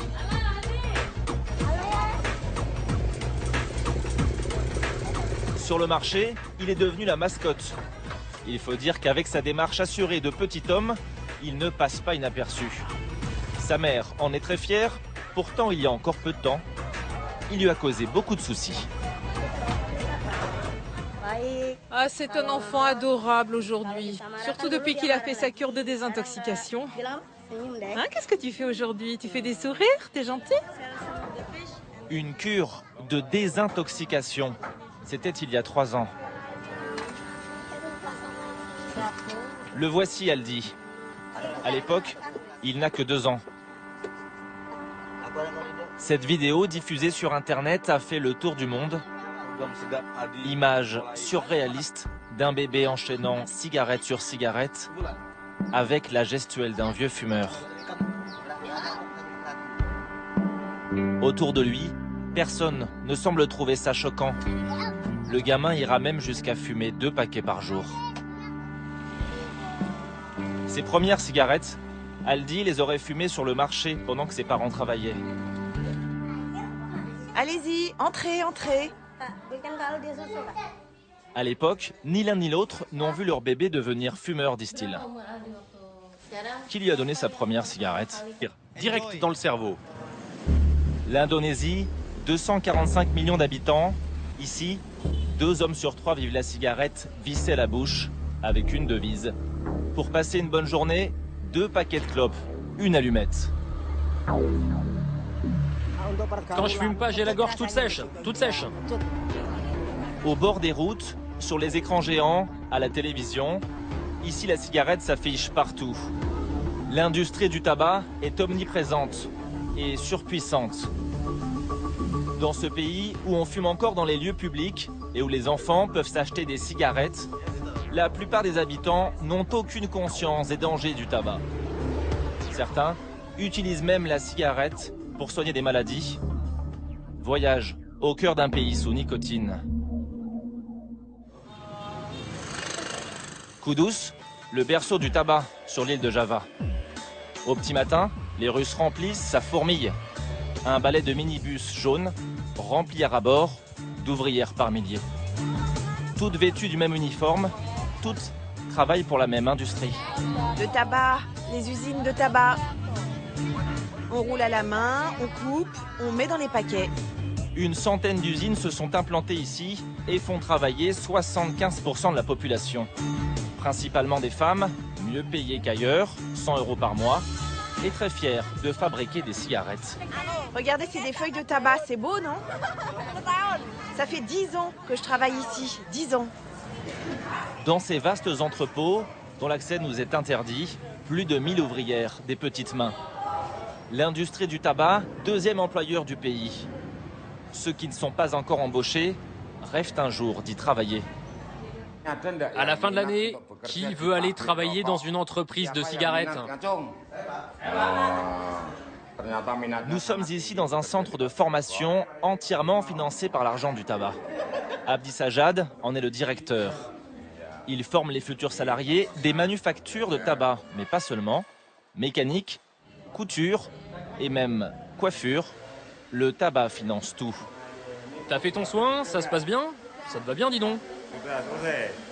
Le directeur reçoit chaque année 700 000 € pour des ateliers tout équipés. Ah oui, tout ça c'est gratuit. Il y a le matériel, le transport est aussi payé. Tout est pris en charge sans qu'on vous demande rien en retour. Après, ils pourront travailler. Alors difficile de trouver quelqu'un pour dire du mal de cette industrie aussi bienveillante. On est tous dépendants du tabac. C'est impossible de ne pas aimer l'industrie du tabac. Sans eux, on ne pourrait pas avoir tout ça. C'est eux qui donnent l'argent. Caméra, Aldi est envoyé d'urgence dans une clinique de Jakarta, la capitale. 1 mois de cure pour se sevrer complètement. Et le voilà devenu l'ex-plus jeune fumeur du monde. Fumer, c'est Hikmat. Tu sais ce que c'est, Hikmat? C'est du plaisir, direct dans le cerveau. L'Indonésie, 245 millions d'habitants. Ici, 2 hommes sur 3 vivent la cigarette vissée à la bouche avec une devise. Pour passer une bonne journée, 2 paquets de clopes, une allumette. Quand je fume pas, j'ai la gorge toute sèche, toute sèche. Au bord des routes, sur les écrans géants, à la télévision, ici la cigarette s'affiche partout. L'industrie du tabac est omniprésente et surpuissante. Dans ce pays où on fume encore dans les lieux publics et où les enfants peuvent s'acheter des cigarettes, la plupart des habitants n'ont aucune conscience des dangers du tabac. Certains utilisent même la cigarette pour soigner des maladies. Voyage au cœur d'un pays sous nicotine. Kudus, le berceau du tabac sur l'île de Java. Au petit matin, les Russes remplissent sa fourmille. Un balai de minibus jaunes rempli à ras-bord d'ouvrières par milliers. Toutes vêtues du même uniforme, toutes travaillent pour la même industrie. Le tabac, les usines de tabac. On roule à la main, on coupe, on met dans les paquets. Une centaine d'usines se sont implantées ici et font travailler 75% de la population. Principalement des femmes, mieux payées qu'ailleurs, 100 € par mois, et très fières de fabriquer des cigarettes. Regardez, c'est des feuilles de tabac, c'est beau, non? Ça fait 10 ans que je travaille ici, 10 ans. Dans ces vastes entrepôts, dont l'accès nous est interdit, plus de 1000 ouvrières, des petites mains. L'industrie du tabac, deuxième employeur du pays. Ceux qui ne sont pas encore embauchés rêvent un jour d'y travailler. À la fin de l'année, qui veut aller travailler dans une entreprise de cigarettes? Nous sommes ici dans un centre de formation entièrement financé par l'argent du tabac. Abdi Sajad en est le directeur. Il forme les futurs salariés des manufactures de tabac, mais pas seulement. Mécanique, couture et même coiffure. Le tabac finance tout. T'as fait ton soin? Ça se passe bien? Ça te va bien, dis donc. Le directeur reçoit chaque année 700 000 € pour des ateliers tout équipés. Ah oui, tout ça c'est gratuit. Il y a le matériel, le transport est aussi payé. Tout est pris en charge sans qu'on vous demande rien en retour. Après, ils pourront travailler. Regardez, ça dit la nicotine est addictive. Des lettres confidentielles, des études médicales secrètes, montrant que depuis 30 ans, les fabricants savaient que la cigarette provoquait des cancers, des maladies cardiovasculaires. Vous comprenez bien ce que je dis? Ils cachaient au ministère de la Santé des informations cruciales, des informations qui auraient pu changer le monde. C'était un devoir moral. Si je ne l'avais pas fait, je n'aurais pas pu me regarder dans une glace. Mais vous n'êtes pas seul à avoir vu ces documents. Non, des milliers de personnes les ont eu entre les mains et ils n'ont rien fait. Je sais pas, peut-être que je suis bizarre. Vous croyez pas? Ces documents vont bouleverser le cours de l'histoire. Grâce à eux, 46 États américains poursuivent en justice les fabricants de tabac. En 98, après une longue bataille juridique, Philip Morris et tous les autres acceptent de payer une amende record, 190 milliards d'euros, étalée sur 20 ans. Ils pensent étouffer le scandale, mais ce n'est que le début de leurs ennuis. Car le gouvernement leur impose de rendre public le reste de leurs archives. 80 millions de pages qui dévoilent tous leurs secrets.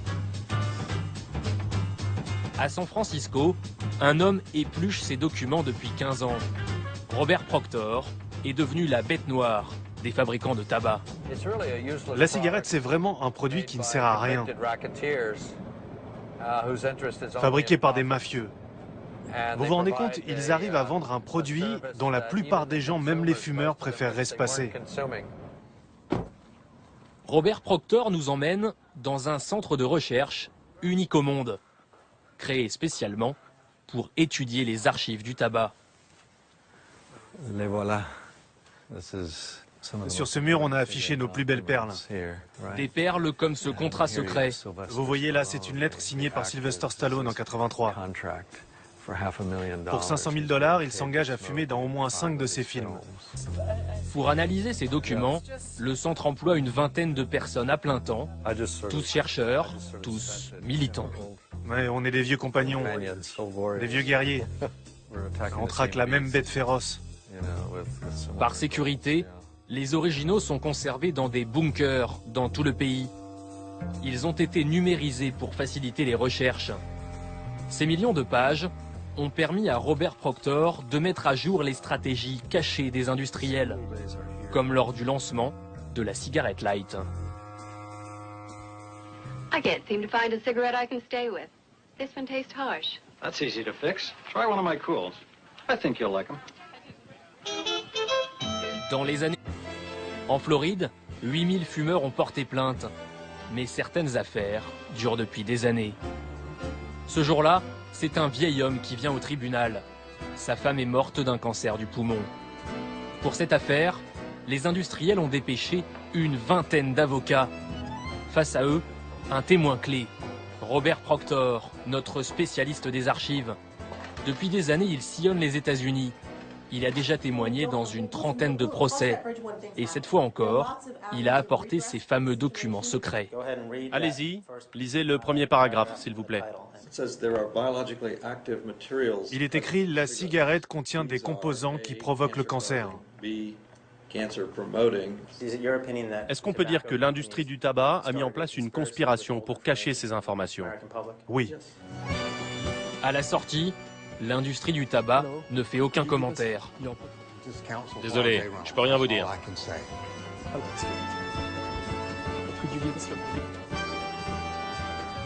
Non, je ne parle jamais d'une affaire en cours. Je suis vraiment désolé. J'adorerais, mais je ne peux pas. Comme lors de chaque audience, les avocats vont jouer la montre, faire traîner les procédures. En Floride, pour l'instant, seuls 77 procès ont pu se dérouler. Et une fois sur 3, l'industrie du tabac a gagné.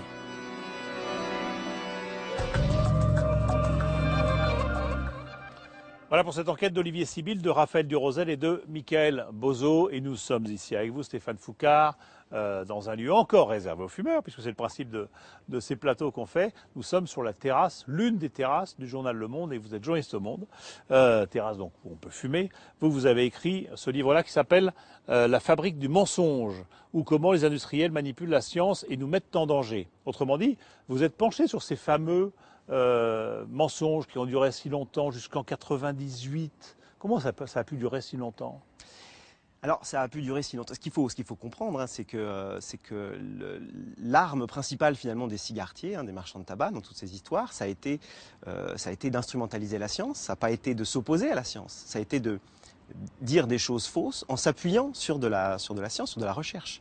Ils ont réussi à financer de la recherche de distraction, c'est-à-dire par exemple de la recherche qui documentait les effets délétères de tout ce qui n'était pas le tabac et qui provoquait des maladies qui ressemblent à celles provoquées par le tabac. Dès qu'on finance des chercheurs, on l'a vu dans le reportage, on organise même des labos de recherche assez conséquents, avec beaucoup de moyens, mais pour chercher autre chose. Voilà, exactement. Et on finance des laboratoires même publics ou académiques, universitaires, des laboratoires qui ne sont pas des laboratoires industriels. C'est ça la beauté, la force finalement de ce qui s'est passé, c'est que c'était des chercheurs de grandes universités, d'organismes de recherche publics qui étaient financés par l'argent du tabac et qui n'avaient de cesse de trouver... Bonjour.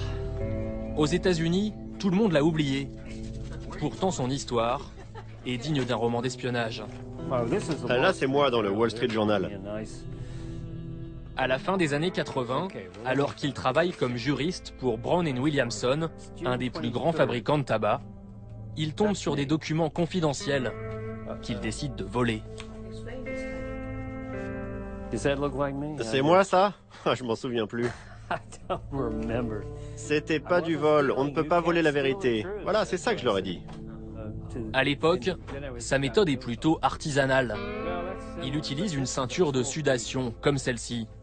Alors, j'allais aux toilettes, et vous voyez, c'est comme un corset. Et je glissais les documents comme ça. Et puis après, j'enfilais ma veste par-dessus. Et ciao les gars. Je partais tranquillement. C'était invisible? Invisible? Oui, mais c'était très dangereux. Vous imaginez si quelqu'un m'avait pris? Je crois qu'il m'aurait tué. Il pense craindre pour sa vie, car ces documents sont extrêmement compromettants pour l'industrie du tabac. Ça, c'est le rapport final. Regardez, ça dit « La nicotine est addictive ». Des lettres confidentielles, des études médicales secrètes, montrant que depuis 30 ans, les fabricants savaient que la cigarette provoquait des cancers, des maladies cardiovasculaires Vous comprenez bien ce que je dis? Ils cachaient au ministère de la Santé des informations cruciales, des informations qui auraient pu changer le monde. C'était un devoir moral. Si je ne l'avais pas fait, je n'aurais pas pu me regarder dans une glace. Mais vous n'êtes pas seul à avoir vu ces documents. Non, des milliers de personnes les ont eu entre les mains et ils n'ont rien fait. Je sais pas, peut-être que je suis bizarre. Vous croyez pas? Ces documents vont bouleverser le cours de l'histoire. Grâce à eux, 46 États américains poursuivent en justice les fabricants de tabac. En 98, après une longue bataille juridique, Philip Morris et tous les autres acceptent de payer une amende record, 190 milliards d'euros, étalée sur 20 ans. Ils pensent étouffer le scandale, mais ce n'est que le début de leurs ennuis. Car le gouvernement leur impose de rendre public le reste de leurs archives. 80 millions de pages qui dévoilent tous leurs secrets. À San Francisco, un homme épluche ses documents depuis 15 ans. Robert Proctor est devenu la bête noire des fabricants de tabac. La cigarette, c'est vraiment un produit qui ne sert à rien. On est tous dépendants du tabac. C'est impossible de ne pas aimer l'industrie du tabac. Sans eux, on ne pourrait pas avoir tout ça. C'est eux qui donnent l'argent. Et c'est la même chose dans l'université à côté. Bourse pour les étudiants, réfection de bâtiments. Le sponsor s'appelle Jarum, une marque locale de cigarettes. Abdi Sajad encadre les professeurs dans cette fac. Ce curieux mélange entre éducation et industrie du tabac ne semble pas le déranger. À l'entendre, ça ne l'empêcherait pas de faire de la prévention. Oui, bien sûr que je leur explique à mes élèves. Les dangers, c'est ça, ça, ça. Je leur ai déjà expliqué. Mais s'ils continuent à fumer, qu'est-ce qu'on peut faire? Sur les paquets, c'est marqué « Fumer nuit à la santé ». Mais la vie ou la mort, c'est entre les mains de Dieu, pas de ce paquet. La main de Dieu, ou plutôt des cigarettiers. Leurs marques ont envahi toute la ville, sur les panneaux publicitaires, sur les écrans géants et bien sûr à la télévision. L'un des derniers pays avec la Corée du Nord et le Zimbabwe où elle est encore autorisée. Branché, cool, voilà l'image du fumeur vanté auprès de la jeunesse indonésienne. Des spots à plusieurs millions façon bande-annonce de film. Seule restriction, ni mineur ni cigarette à l'écran, mais le logo, lui, apparaît clairement à la fin du spot. Et évidemment, ça marche. Un quart des ados de moins de 16 ans sont des fumeurs réguliers, y compris dans les salles de sport, financées elles aussi par les marques de tabac. À peine sortis du terrain, ils fument déjà à plein poumon. Pourquoi tu fumes ? Moi, je fume parce que c'est devenu une habitude. Et puis, quand je fume pas, je m'ennuie. C'est un vrai plaisir de fumer. Moi, je suis habitué à fumer partout. Même chez moi, devant mes parents. Ouais, ça fait cool. Ça fait homme.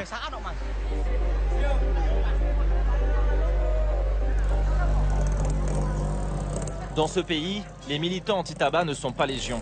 Et comme le docteur Cartonneau, 74 ans, ils commencent à fatiguer. Très souvent, je me sens un peu usé, un peu frustré. J'ai même envie de laisser tomber. Ça fait 20 ans qu'il se bat pour faire interdire la publicité. Son rêve, une grande loi anti-tabac, comme en Europe, avec de vrais avertissements sur les paquets et surtout, l'interdiction de la vente aux mineurs. Là, c'est toutes les publications qu'on a. Avec la Corée du Nord et le Zimbabwe, où elle est encore autorisée. Branché, cool, voilà l'image du fumeur vanté auprès de la jeunesse indonésienne. Des spots à plusieurs millions façon bande-annonce de film. Seule restriction, ni mineur ni cigarette à l'écran, mais le logo, lui, apparaît clairement à la fin du spot. Et évidemment, ça marche.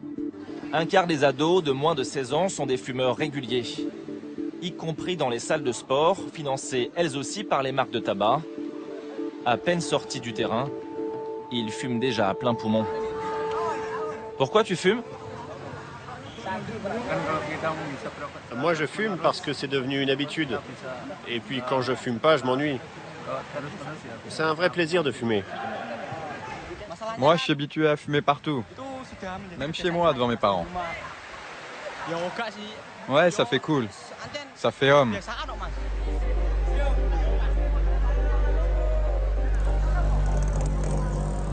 Dans ce pays, les militants anti-tabac ne sont pas légion. Et comme le docteur Cartonneau, 74 ans, ils commencent à fatiguer. Très souvent, je me sens un peu usé, un peu frustré. J'ai même envie de laisser tomber. Cela fait 20 ans qu'il se bat pour faire interdire la publicité. Son rêve, une grande loi anti-tabac, comme en Europe, avec de vrais avertissements sur les paquets et surtout, l'interdiction de la vente aux mineurs. Là, c'est toutes les publications qu'on a faites sur le tabac. Là, il y a quelques autocollants. On les distribue dans les bus. Des moyens dérisoires face à un lobby du tabac qui, selon lui, serait tout puissant. C'est un combat très dur. Parce que l'industrie du tabac a beaucoup d'argent. Ils peuvent donner des pots de vin aux membres du gouvernement, au Parlement. C'est ça le problème en Indonésie. Le tabac, une puissance qui s'affiche. Au centre de Jakarta, trônent les 2 tours du siège de Sampurna, filiale locale de Philip Morris. Mi-gratte-ciel, mi-palace, pour une entreprise qui pèse 33 milliards de dollars. Comme à son habitude, l'industrie du tabac refuse de parler avec la presse. Un seul fabricant accepte de nous recevoir. Un indépendant, Monsieur Peter. Il produit 1 million de cigarettes par mois, des cigarettes au clou de girofle, celles que tout le monde fume ici. Qu'est-ce que c'est ça? Là, on mélange les feuilles. Le conseil de son médecin. Et un jour, il m'a suggéré d'essayer la cigarette électronique. Voilà, j'avais quelques réticences, mais c'est vrai que cela m'a permis quand même d'arrêter de fumer. Le pneumologue ne s'interdit pas de recommander des e-cigarettes à ses malades. Il est le seul médecin français à avoir mené une étude sur 100 fumeurs. Résultat à 3 mois, grâce à la cigarette électronique, 8 ont arrêté le tabac et 66 ont fortement diminué. La vapeur de la cigarette électronique, 1000 fois moins dangereux que la fumée de tabac. Et si effectivement tous les fumeurs passaient la cigarette électronique, au lieu de 65 000 morts, il n'y en aurait plus que 65. Donc moi ça m'irait totalement, puisque mon seul but, c'est d'éviter les problèmes de santé. Loin, très loin des tergiversations françaises, les fabricants chinois trinquent à la bonne santé de leur entreprise. La société Dokang, qui nous a ouvert ses portes, va prochainement être cotée à la bourse d'Hong Kong. Et c'est maintenant que la bataille commence. Marlboro va sortir sa propre cigarette électronique dans quelques mois. Pas de quoi faire tousser les Chinois. En exclusivité, ils nous présentent leur dernière machine à fumer, le e-narguilé. Dieu n'est plus un fumeur de Havane, mais de chicha électronique.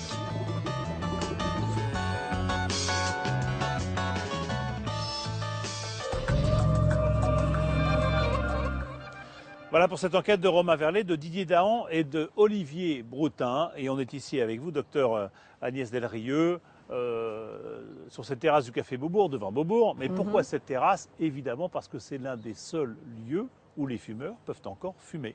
Hein, ouais. Cette terrasse extérieure. Et non fermée. Non fermée. Vous êtes médecin tabacologue, vous êtes chargé de mission à l'Office français de prévention du tabagisme et vous travaillez avec le professeur Dotzenberg qui est chargé par la Direction générale de la santé de faire cette étude sur la cigarette électronique. Oui. Qu'est-ce que c'est bien ou c'est pas bien cette cigarette électronique alors? Je ne peux pas répondre oui ou non parce qu'il y aurait beaucoup de... Mais votre sentiment à vous? Mon sentiment, c'est que la cigarette électronique, aujourd'hui, par rapport à la dangerosité de la cigarette classique, elle est moins dangereuse. Il n'y a pas de monoxyde de carbone. Le monoxyde de carbone, c'est celui qui est responsable de l'infarctus essentiellement. Il n'y a pas de goudron qui sont responsables des cancers du poumon. Donc, a priori, la ça, cigarette... c'est des résultats de la combustion du tabac Tout à et fait. du papier. La cigarette, c'est la combustion sans danger. D'accord. Et en revanche, il y a la nicotine. Et il y a la nicotine. La nicotine, elle, est responsable de l'addiction. Bon alors, c'est pas gênant de vapoter comme ça de la nicotine à longueur de journée? Alors, si on est un non-fumeur, si, c'est gênant et ça va vous rendre malade. Si vous essayez, votre rythme cardiaque va s'accélérer, vous allez avoir mal à la tête. 11 à 12 milliards de taxes plus la TVA, mais au niveau de l'assurance maladie, on sait que le tabac coûte au moins 18 milliards d'euros. En maladie, etc. En maladie. Même si on meurt plutôt, c'est cynique. Mais naturellement, coûte en soins 18 milliards d'euros. C'est-à-dire que chacun d'entre nous paye à travers la CSG une solidarité envers les fumeurs de l'ordre de 6 à 7 milliards d'euros. Si on y rajoute les dégâts sociaux, parce qu'il y a des familles dans la détresse, il y a de la misère qui s'installe. Quand il y a un décès par cancer relativement jeune, le coût social, c'est plus de 40 milliards. Donc c'est énorme. Sortir du tabac est un bénéfice pour une société. Et qu'est-ce qui a fait que vous êtes parti dans une croisade comme ça contre le tabac? Écoutez, je pense que paradoxalement, c'est le lobbying des industries qui m'a provoqué quand j'étais parlementaire. Et alors là, je me suis rebiffé, je me suis dit, bon, ceux-là, on va plus les laisser faire ce qu'ils veulent. Bon, ils avaient déclenché la tempête bure. Bon, merci beaucoup. Eh ben, on va parler justement de ce lobbying et on va parler de ces mensonges parce que vous êtes bien placé évidemment pour le savoir, mais ça fait pas si longtemps en fait que l'industrie du tabac a admis qu'elle avait menti et qu'elle nous faisait fumer des choses dont elle savait très bien qu'elles étaient très mauvaises pour la santé à cause de la nicotine, à cause du goudron, etc. Mais pendant des années, les cigarettiers ont estimé, ont dit et déclaré que ça n'était pas dangereux. Ils l'ont admis en 98 dans un procès, ils ont payé, mais on va voir que ça continue aux États-Unis avec ce reportage d'Olivier Sibyl, de Raphaël Durosel et de Michael Bozo. On va voir que maintenant, ce sont les citoyens américains, les uns après les autres, qui attaquent l'industrie du tabac. Sous le soleil de Floride, Stella Kobala est une retraitée comme les autres. À 80 ans pourtant, cette petite mamie fait trembler les fabricants de tabac. Après 10 ans de procédure, ils ont été condamnés à lui verser 230 000 €, une décision dont ils font appel. Aujourd'hui, la seule addiction de Stella, c'est le chocolat. Je crois que je pourrais tous les manger. Mais pendant 40 ans, Stella a été accro à la cigarette. 2 paquets par jour. J'ai commencé à fumer à 15 ans. C'était glamour. Au cinéma, dans les publicités à la télévision, tout le monde fumait. Et tout le monde avait l'air en bonne santé. Mais vous ne saviez pas que c'était dangereux? Non, absolument pas. Pour nous, c'était pas dangereux. Stella a réchappé de peu à un cancer du poumon. Alors elle a décidé de porter plainte. Elle accuse les fabricants d'avoir volontairement camouflé la vérité sur les dangers du tabac. Je n'ai vraiment pas fait ça pour l'argent. Je voulais juste qu'ils reconnaissent qu'ils étaient responsables. Le procès de Stella a basculé grâce à ces documents. Des archives secrètes, aujourd'hui un cancer du poumon. Pour cette affaire, les industriels ont dépêché une vingtaine d'avocats. Face à eux, un témoin clé, Robert Proctor, notre spécialiste des archives. Depuis des années, il sillonne les États-Unis. Il a déjà témoigné dans une trentaine de procès. Et cette fois encore, il a apporté ces fameux documents secrets. Allez-y, lisez le premier paragraphe, s'il vous plaît. Il est écrit « La cigarette contient des composants qui provoquent le cancer ». Est-ce qu'on peut dire que l'industrie du tabac a mis en place une conspiration pour cacher ces informations? Oui. À la sortie, l'industrie du tabac ne fait aucun commentaire. Désolé, je peux rien vous dire.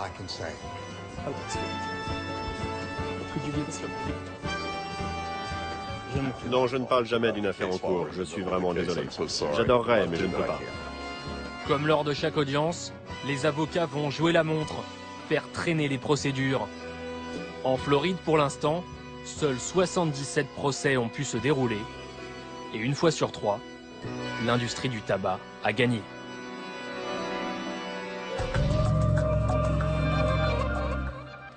Voilà pour cette enquête d'Olivier Sibyl, de Raphaël Durosel et de Michael Bozo. Et nous sommes ici avec vous, Stéphane Foucard, dans un lieu encore réservé aux fumeurs, puisque c'est le principe de ces plateaux qu'on fait. Nous sommes sur la terrasse, l'une des terrasses du journal Le Monde, et vous êtes journaliste au Monde. Terrasse donc où on peut fumer. Vous avez écrit ce livre-là qui s'appelle La fabrique du mensonge, ou comment les industriels manipulent la science et nous mettent en danger. Autrement dit, vous êtes penché sur ces fameux mensonges qui ont duré si longtemps, jusqu'en 98. Comment ça a pu durer si longtemps?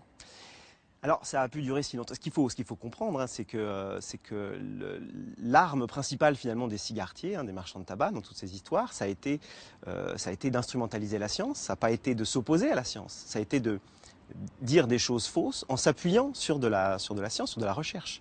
Ils ont réussi à financer de la recherche de distraction, c'est-à-dire par exemple de la recherche qui documentait les effets délétères de tout ce qui n'était pas le tabac et qui provoquait des maladies qui ressemblent à celles provoquées par le tabac. Dès qu'on finance des chercheurs, on l'a vu dans le reportage, on organise même des labos de recherche assez conséquents, avec beaucoup de moyens, mais pour chercher autre chose. Voilà, exactement. Et on finance des laboratoires même publics ou académiques, universitaires, hein, des laboratoires qui ne sont pas des laboratoires industriels. Et ça, la beauté, la force finalement de ce qui s'est passé, c'est que c'était des chercheurs de grandes universités, d'organismes de recherche publics qui étaient financés par l'argent du tabac et qui n'avaient de cesse de trouver tout ce qui pouvait causer un cancer du poumon, une maladie cardiovasculaire et qui n'était pas lié à la consommation de cigarettes. Histoire de détourner l'attention, si je puis dire. Voilà, c'est de la distraction, c'est de la recherche de distraction. D'accord, ça s'est fait aux États-Unis, ça s'est fait partout dans le monde, y compris en France? Personne à plein temps, tous chercheurs, tous militants.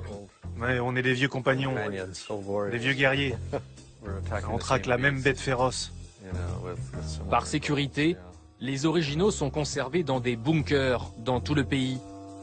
Ils ont été numérisés pour faciliter les recherches.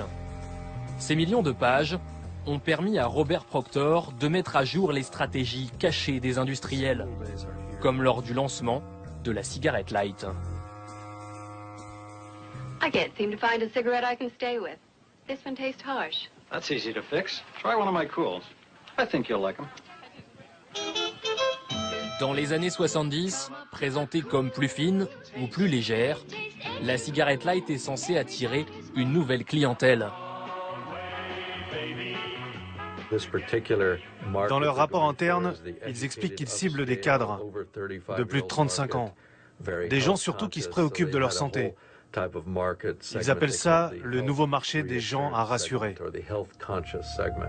Problème, ces cigarettes sont tout aussi dangereuses pour la santé. Les fabricants ne le disent pas, mais un chercheur de Philip Morris l'écrit en toutes lettres. Il semble de manière assez certaine que la campagne pour les cigarettes light soit mal orientée et se fonde sur des bases erronées. Dans cette étude secrète de 1967, ils se sont rendus compte que les fumeurs de cigarettes light ont tendance à inspirer plus profondément la fumée. Ils absorbent autant de nicotine et de goudron. Et pourtant, les fabricants ont continué à vendre ces cigarettes light, en sachant que ces fumeurs avaient autant de risques de mourir que les autres. C'est cynique. C'est très cynique, oui. Ils avaient un seul but, vendre le plus de cigarettes possible. Dénoncer les manipulations des fabricants de cigarettes, pour Robert Proctor, c'est devenu une obsession. Il a déjà publié 5 livres sur le sujet. Sur le campus de Stanford, où il enseigne l'histoire, son combat l'a rendu célèbre. Il donne même des cours sur les archives de l'industrie du tabac. Ce qu'il nous montre, c'est que le meilleur argument pour que les gens arrêtent de fumer ou ne commencent jamais, c'est de leur montrer comment l'industrie nous a manipulés et qu'en fumant, on joue leur jeu. Selon Robert Proctor, l'industrie a tout fait pour nous conditionner. Ça, c'est ma collection de paquets. Dès notre plus jeune âge. Là, ce sont des cigarettes en chocolat, pour faire comme papa. Là, ce sont des cigarettes pour maison de poupée, pour les petites filles. Le professeur Saraswati est la responsable de cette clinique un peu spéciale. Voilà, c'est l'endroit où nous recevons les volontaires. Des volontaires sur qui elle teste sa méthode. Le médicament, des cigarettes magiques fabriquées sur place. Ça, c'est nos cigarettes divines. C'est avec ça qu'on soigne nos patients. Vous en avez une pour chaque maladie.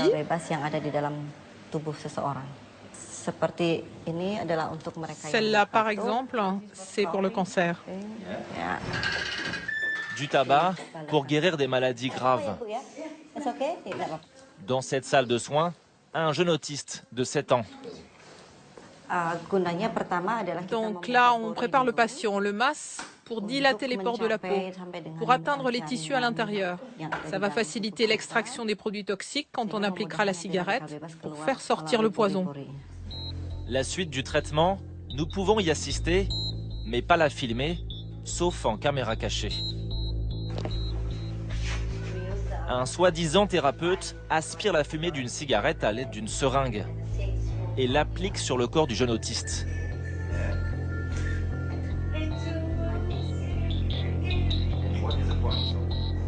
Les points noirs sur le corps du jeune garçon, ce sont les marques laissées par la nicotine.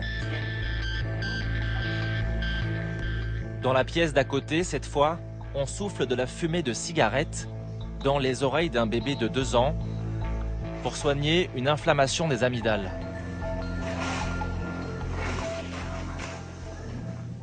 Dans la première salle, l'opération est terminée. Le jeune autiste récupère, emballé dans de l'aluminium.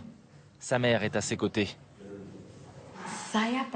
Au début, j'étais quand même assez inquiète par rapport au tabac, à la nicotine. Mais les médecins m'ont dit que je devais pas.